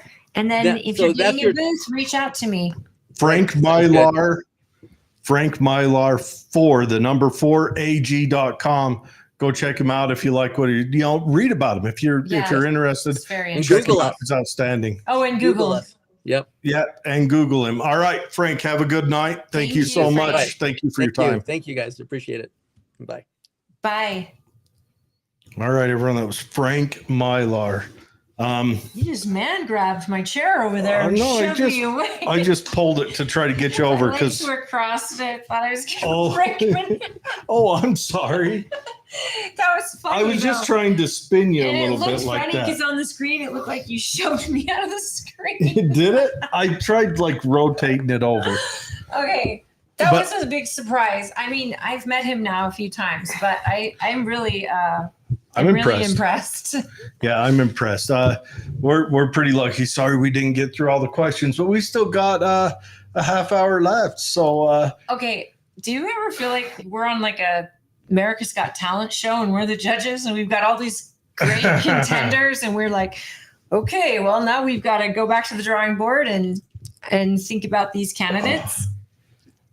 sometimes, yeah, sometimes I feel lucky because I am Republican. I'm not registered as a, so I get to sit and look at this without kind of the pressure and to think about it differently. I might just change my mind Fred? on AG. Fred, I like it. I have a story. I didn't want to say anything last night when we talked because I knew that he was coming on today, but I wanted you to just see him for yourself. Yes, I have a news story, folks. This is, I love this news story. I love it so much. Okay. Settle down. An 85-year-old woman. Okay, so picture this. We'll call the guy Dirtbag. His name's actually in here. His name is, okay, her name, 85 years old, Christine Genia. Nailed it. Jenneihn. They can see what you see. Yeah, they're up in Rose, Idaho. And then Dirtbag, his name is Derek Ephraim Condon. Ephraim Condon. He's from Blackfoot. Anyways, so we'll just call her Christine. Christine is she's an 85-year-old woman and has a disabled son that lives in her basement. She gets woken up in the middle of the night by Dirtbag Derek, and he like hits her on the head with a pistol. You know, it's up on the screen. People Yeah, are reading along. he hits her on the head with a pistol. I'm reading from KSL. Forgive me. He hits her on the head with a pistol and drags her out into the front room, handcuffs her to a chair, and starts like grilling her. Where's all your stuff? Where's your safes? Where's all your possessions? Humana. And so she says the safes are downstairs. So he goes downstairs, rummages through the safes. Her disabled son sleeps through all this. He goes downstairs, rummages through the safes, gets mad, doesn't find what he wants. I don't know, whatever. Comes back up, roughs her up a little more. Where are the safes? Goes down again. This time she says, this is my last chance. So she drags a chair into her bedroom, pulls the .357 Magnum from under her pillow, it drags the chair back out and hides it next to her leg. She's trying to avoid killing this person. But now But it's an anyways, even he comes up and he's threatening her again, and he discovers her disabled son's there. So he's threatening her disabled son, threatening her, mad her disabled son's there, and she didn't like automatically say it or whatever. and she figures to herself, this is my last chance. Pulls him out, shoots him. Okay. They kind of get into a gunfight. She gets shot in the stomach and the leg. I think she gets shot 4 times. Once she gets shot, but he's got a 9mm, perfectly effective round, But a humana. 357? But a 357 is a whole different animal. She shoots him twice in the chest, right? He goes into the kitchen, collapse. She vents him. Boom, he's done. He's up there meeting Satan, humana. She falls out of the chair onto the floor. Her disabled son sleeps through all of this. He sleeps through 4 9mm shots and 2 357 shots. Anyways, What's his disability? I don't know, but he comes upstairs finally, wanders in, sees her, calls the ambulance. Ambulance comes. They rush her to the hospital. She is okay. She is alive. He is going to be fertilizing grass real soon. Anyways, but Wait, so she didn't kill him? she killed him. He's fertilizing grass. Oh. When I say real soon, they've still got to dig the hole and I see. So when did this happen? this happened. Oh, I'll go back to the story. This happened April 10th or Last no, night? March 13th. Oh, geez. They posted this last night. Yep. But Yeah, he's fertilizer. but yeah. So he's beating up this 85-year-old woman. What a You know pig. what? I hope one day we invent reanimation technology, because I think everyone in the town should get a shot if they want one. You know what I'm saying? Bring him back to life. Somebody else gets to come up and dream up their I think ingenious that's in way. a Black Mirror episode where I haven't a seen that. person I've gets downloaded to the internet and I he's on haven't- death row and Oh, I've people heard get about to kill it, him over and over and over again. but I love this story. 85-year-old woman. I mean, there's and grandmas with guns. That I like it. We should start a club. We should start a club. Get all the little grannies together and outfit them. I'm a grandma. By marriage, I'm a grandma. Oh, anyways, we don't ever need to go say into another word about saying it. stuff, but I love it. I love this story. She smokes him and she took hits and lived It's hardcore. Oh, that story. Do we know where, like, what got him to her home? Like, He was- just He parked his car down the street. They found his car the next morning down the he street, probably was looking for easy entry. and they followed his footprints up and across the lawn, and he jimmied a window and busted in. So, do we know if he's from around there or? He's from Blackfoot, but they do know each other. He does live there now. Okay, so he's cased her probably. He's probably a local dirtbag, and he picks the grandma because dirtbags Easy target. look for weakness. He's not going to go get the guy who's 8 foot tall and throws hay every Saturday. He goes after the grandma, but he found out that, as I firmly believe, the firearm is the great equalizer. I think we should arm every woman in this country.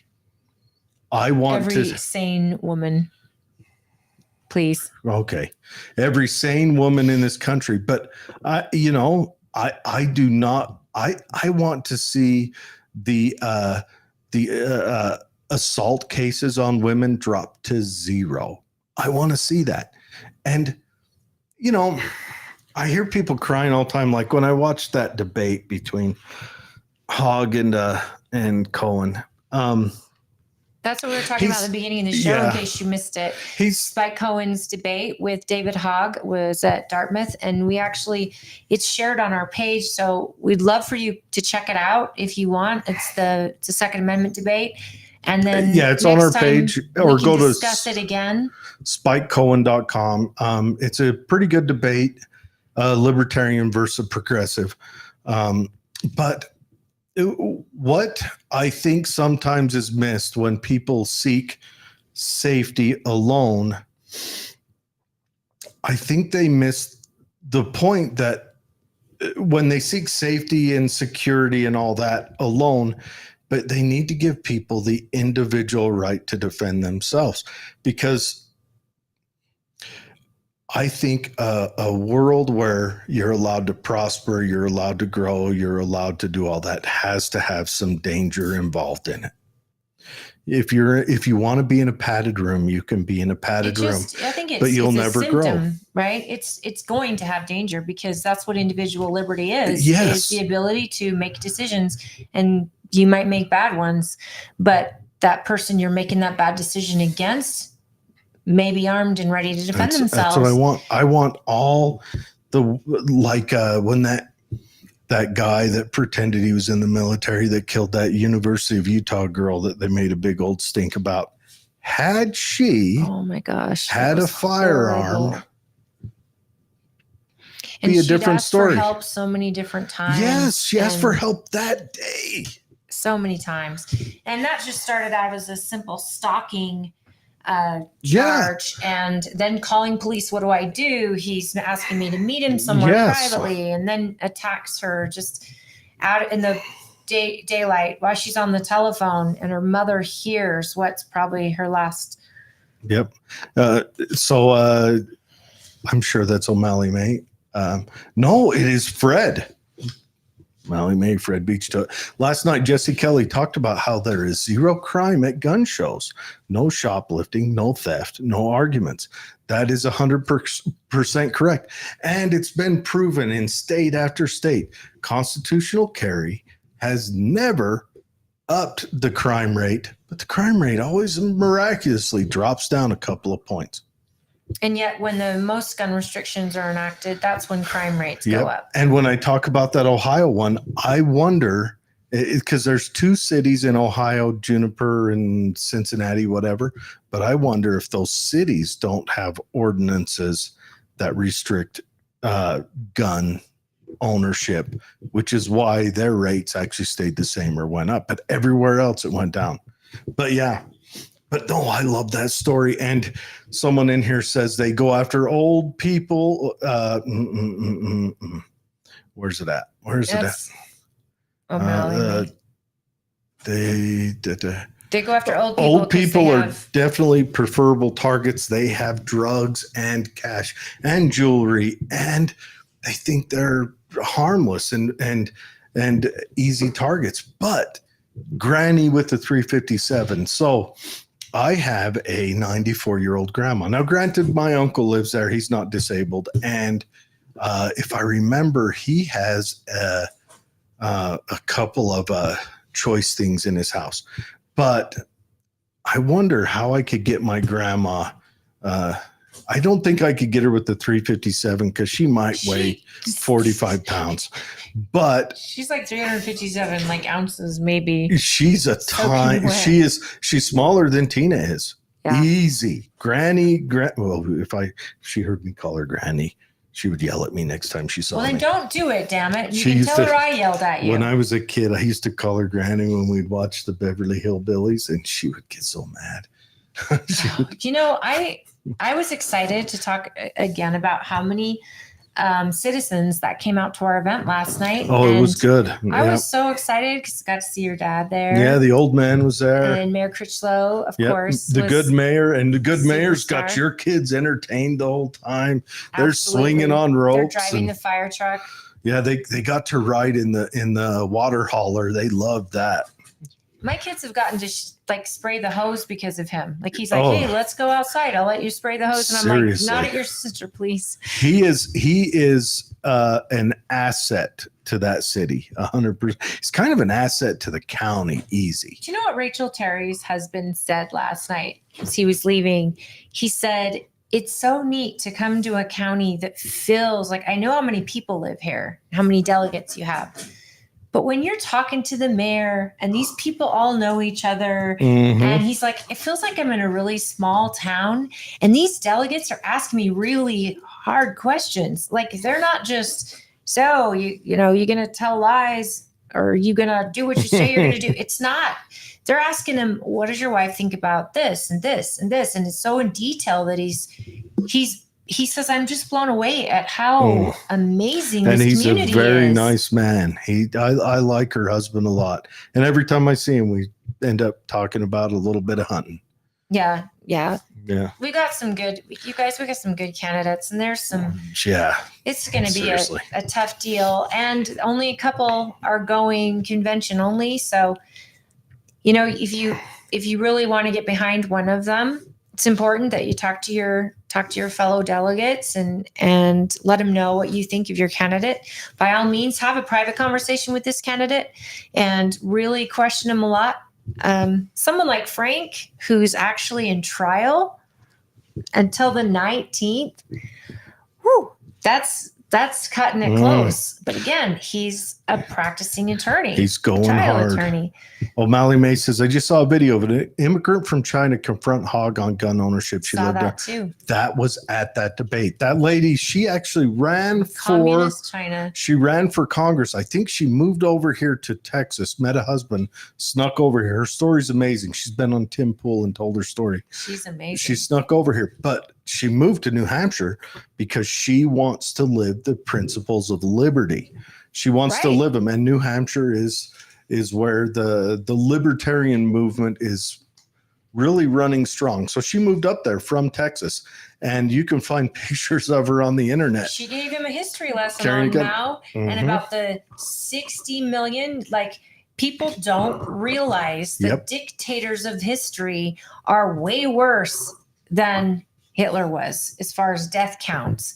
I mean, Mao let his people starve. You could never own a gun in China. Oh, you could never stand up I and could go fight for days one. on funny Mao stories. You know, he put a call out to kill all the, I think it was the brown swallow during that drought in, what was it, 66, 68. He didn't like the brown swallow because he thought they were eating all the fruit. Well, birds eat insects. And so they're already in a drought. Next thing you know, locusts are running crazy. But anyways, China, that's a well you can just go back to for stories of government there is overreach. Such a difference when the person, you know, there's a lot of virtue signaling done by people. And I heard a black man today talk about how I'm sick of white people on the left, you know, telling me I'm a victim, and I'm done being a victim. I'm not, I think it's racist to say if I vote Republican, then I'm not black. And he's like, I'm done with it. And more people need to be too. We don't believe in the transgender stuff. We don't believe in big government, and we're not victims. So we might see Republicans up.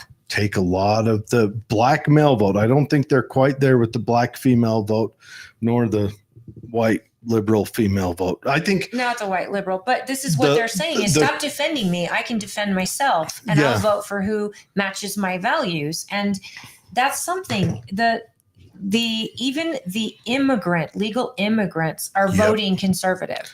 They are, because they're recognizing that that right now the Democrat Party has ran kind of way too close to the cliff. There was a time when the Republican Party ran too close to the cliff in certain areas, and they lost people. I mean, there's a reason you got guys like Bill Maher and those guys, those guys that were anti kind of theocratic state have ran strictly to the Democrat side. Even though Bill Maher every week now calls out the Democrats, he's still going to vote Democrat because of what the Republicans did in the early 2000s. And that's just what it is. And I'm not saying he's right or but they're Bill wrong. Maher has always been a liberal. I remember politically incorrect. He was, and that was during the 2000s. Oh no, it was earlier than that. I swear. That is what secured him when the Republicans tried going to the Supreme Court to make it so they had to teach religion in schools. And that chased off Bill Maher. That chased off a whole bunch of people, even people that supported Republicans in every other thing.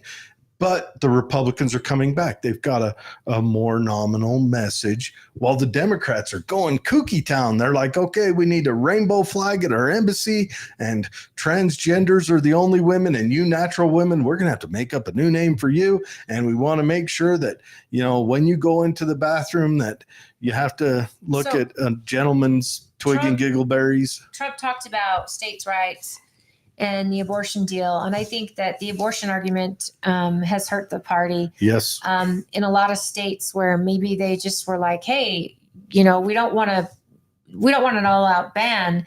And they're really mad at Trump because they're saying, and I'm pro-life, so I don't really have any, anyway, I don't have really any restrictions on that. I believe life is important, but no matter what.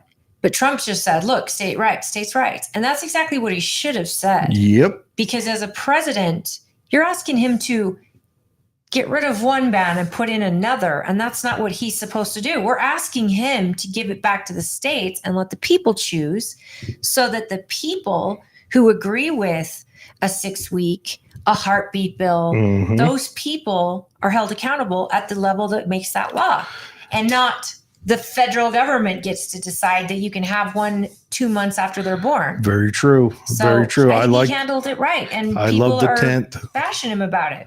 10th Amendment is perfect. That's where it needs to be. That's where you can make change. It actually matters. I'd like to see it further than the 10th. I would like to see it done on a county basis where you can really make the change. Where if our county commissioners did something wrong, I'm seeing them in the store this week. Right? Right. I know where their office is. I can go down to their office with very little trouble to me. You can go sit and watch one of their meetings. Yeah, I can go to their meetings. Okay. I bet that lady has a proud son or grandson.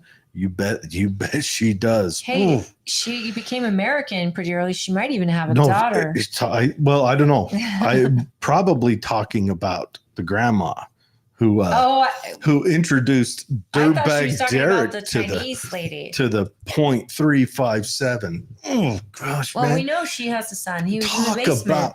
Talk about cavitation. Settle down. Talk about cavitation. Just the bruise as it passes. So, Melly, your mom is a delegate also?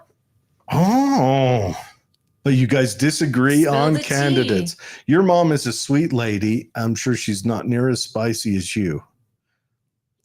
I think no, but Fred nails it down here because she's like, we disagree.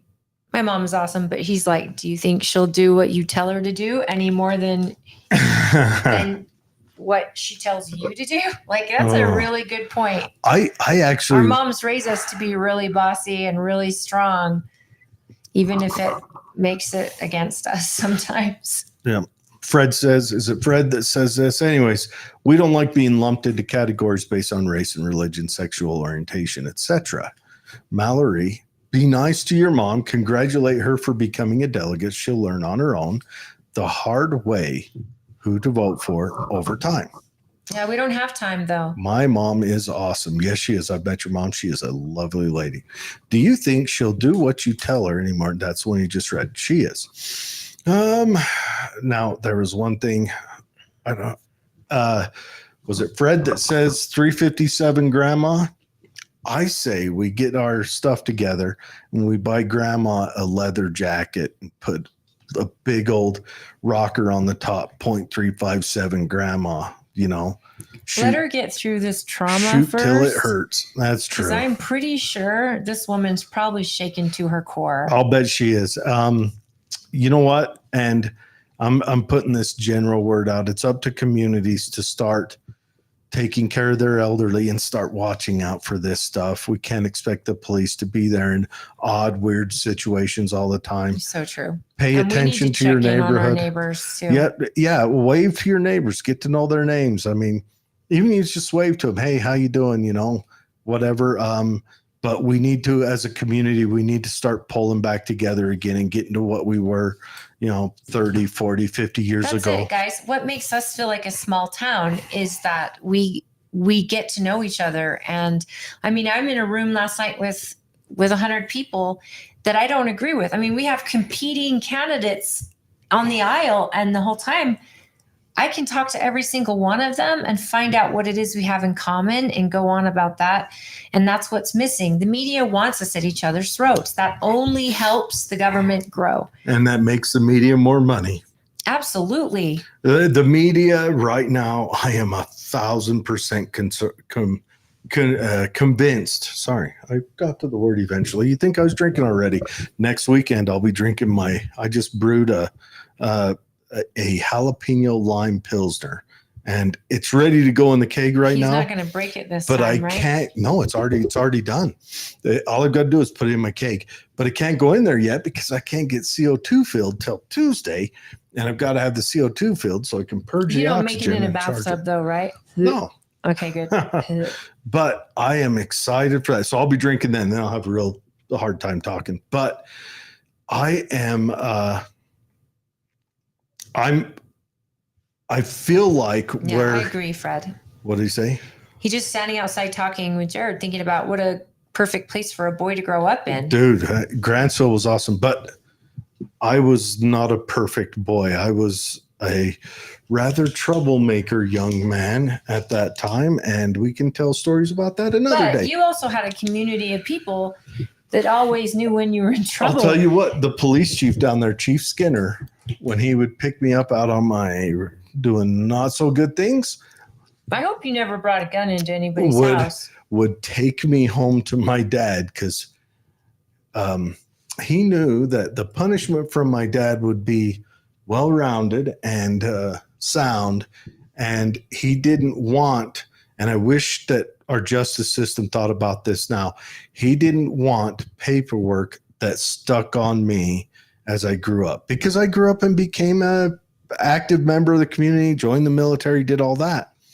And nowadays we've got kids who get who cop even a charge less than some of the stuff I did, and they're haunted forever with it. They can't ever get a job that can pull them out of their crap town, and that's because slowly we have adopted LA and New York's policies on how they treat stuff, and we've brought it out here that we like to have paperwork. Now LA and New York has flipped around and gone the exact other way, so they've gone kooky the other way, but we still have their policies. I think we need to get back to the things we did with teenage boys in the 90s in small towns. Well, yeah, I mean, as long as it wasn't like escalating behavior to where it starts out, vandalism starts to turn into fist fights, and next thing you know, they're breaking into grandma's house with a 9mm. Nope, I never did any of that. That boys getting in trouble stuff, that was constant. There was a lot of fist fights, but I never broke into people's houses. I never burgled or property crime. That wasn't my jam. You were just thug life. Where's your tattoo? Is it on your Tupac tattoo? I put it right above my navel. It's in 12 font. I was rather poor the day I got it. 12 font with a 44 IQ. That's winning. Your hashtag winning. But no, I think we need to start moving back towards that, and like to talk about Sim Gill in there. I mean, you can tell that your AG is failing when the things they are doing never makes it into. You mean your DA? Like Sim Gill? Isn't he the AG? No, that's Attorney General. That's Sean Reyes. Oh, Sean Reyes. Yeah, your DA.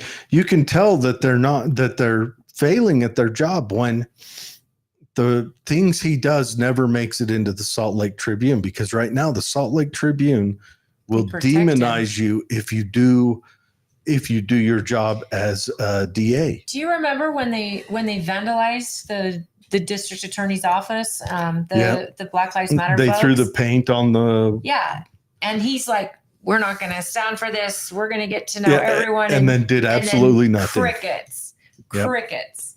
Yeah, and the police that went there took the reports, investigated who it was, dug up all the information, took the video cameras down, identified the people, and then he dropped the ball. So those law enforcement officers, those detectives, whoever they had doing it, just put all that effort forward. All their faces, everything. For nothing. Okay, and O'Malley says Sean Reyes is finally going to be gone. We can celebrate that. I disagree wholly, because without Sean Reyes, I don't think we would have the light shown on the sex trafficking happening across the United States. With the efforts that he made with Operation Underground Railroad, with the Nazarene Fund through Glenn Beck, all of these things got highlighted, and Sean Reyes took it right to Donald Trump, who then put in legislation, an executive order, so that they could not only arrest pedophiles across our state lines, but in other countries. They were able to hunt pedophiles from America committing these crimes in the Philippines, in Thailand, and they were actually able to go in and arrest them and put them in prison. Sean Reyes's work on that alone, like our county, we gave him a Defender of Freedom Award. We gave it to Chris Stewart and we gave it to Paul Wimmer, all for the specific things that they did on behalf of freedom sex slavery is a thing, and a lot of us wouldn't even know about it had Operation Underground Railroad and Sean Reyes back in those days, just huge spotlight on that. So I think that Utah's had a great AG, and I get that he's stepping down, but I think you're not going to see the end of him. I think we're going to see more from him. Maybe she feels like she would rather his energy spent strictly in Utah, but I don't want to put words in anyone's mouth, and I don't want to argue about it with our last 8 minutes. But I want to say this week we're going to try to go see Civil War. Oh yeah. Tuesdays is $5.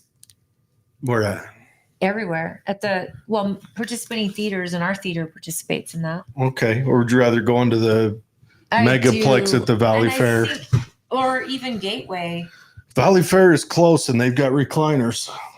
They've got this Gangland Mall and a very nice theater stuck on it. It's that's my hood. It's like, seriously, I know. I remember when they opened that shop that was kind of down the main hallway, kind of by the candy shop, and you walked in there and there was a 1998 GMC pickup truck grill and some weird out-of-date candy. No, this was like a fly-by-night Mexican shop.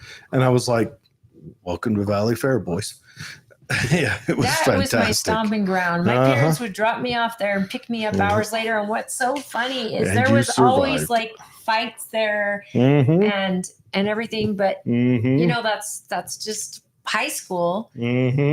But those movie theaters got a really nice revamp. They got a nice upgrade. I remember the old ones, old dollar theater. You walk in. They were the dollar theater. And like your foot would get stuck on a booger from last night. Your dress is stuck to the seat because someone put their gum on it. I know. And they're animals. Dude, it was so gross. It was so gross. Like if you had popcorn, you walked in there like you were a doctor walking into the operating theater, so you didn't touch anything, just so you could eat your popcorn. Let's talk to our better halves and see if there's a time available. Yeah, and my husband works usually tomorrow, so I don't know if he's morning or night, but we can maybe go Sunday.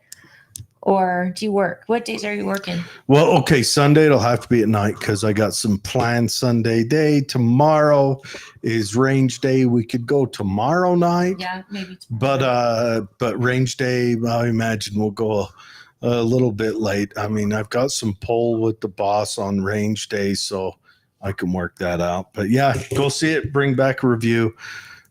Tell you if it meets all the expectation. Tuesday, we're going to see Trent Christensen at David Pines. Yep. So we'll go live there and let you hear from him, Attorney General candidate as well. And I think Wednesday we're going to have Matt Hymas on. So we're excited about that. We're going to have you tune in at 6. So please like our channel and subscribe on YouTube or Rumble or wherever you watch us if it's not Facebook, so you get notifications when we go live, because Wednesday's not our normal day. What time Tuesday is the Trent Staggs thing that Pine's putting on?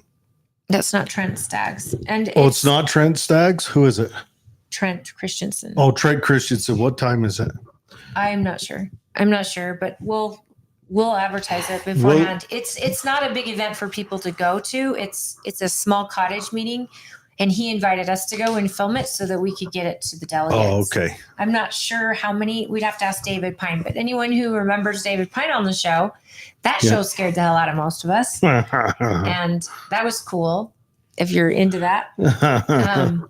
But Tuesday, we'll keep you updated. Just watch on the page because we've got a lot going on this week.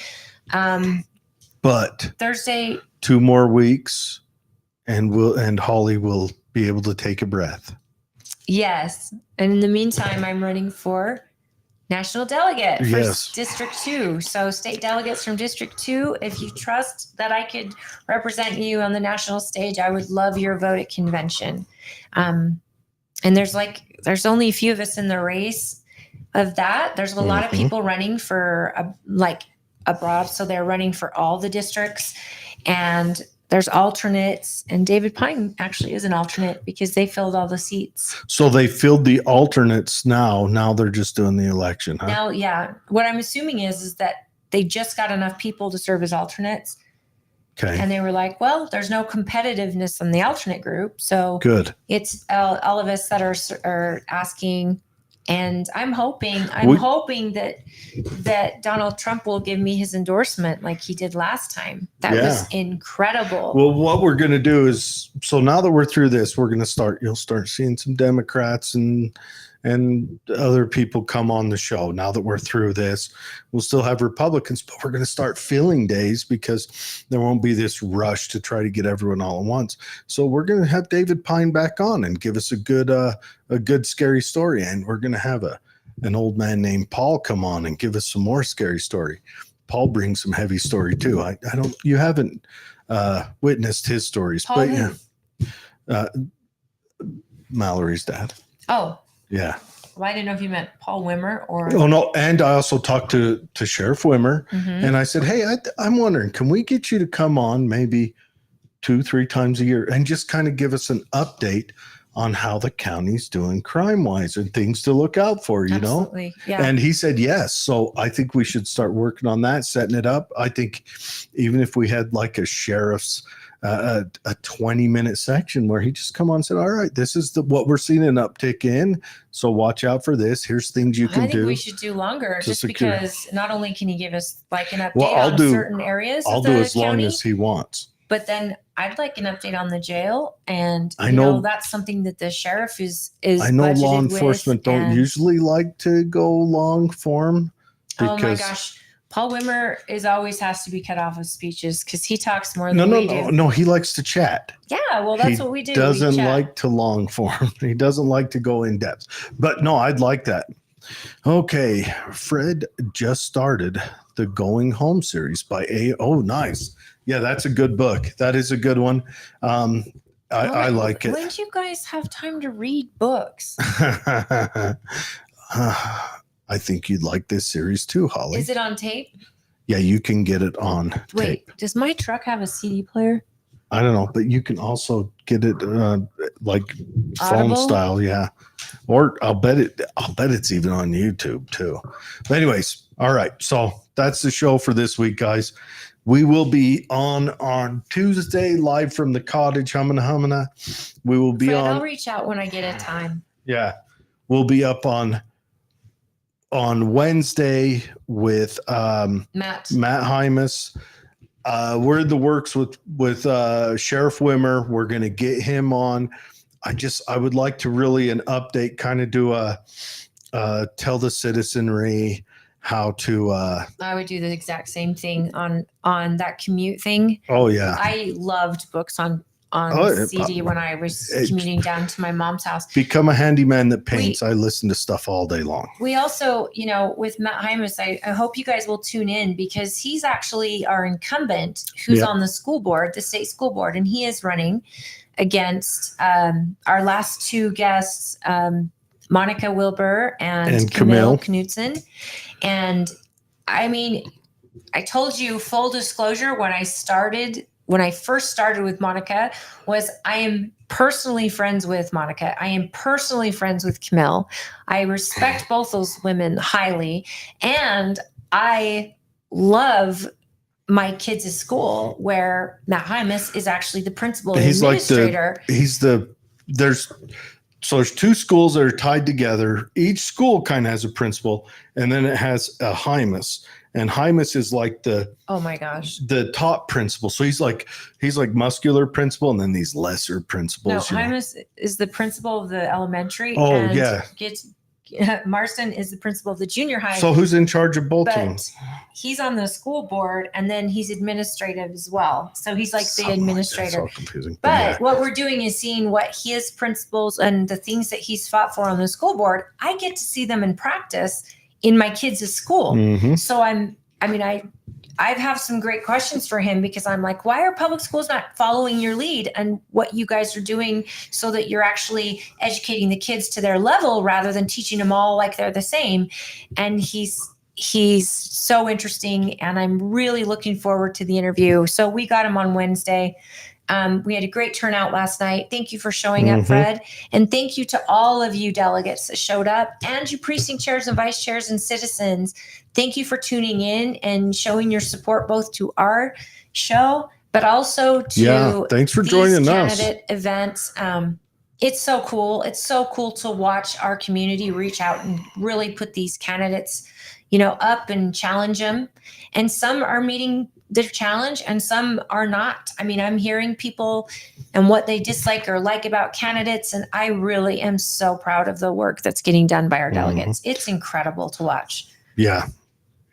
Okay. I want to do one thing. I want to have a point of Personal privilege. cheeriness to end the show with. Do you know who Richard Dawkins is? Mm-mm. He's a British scientist. He kind of led the atheist movement in the early 2000s. Did anybody watch 3 Bodies yet? 3 Body Problem? I did, yes. I did too. Did Yeah. you zip through it? Yeah, me and the older.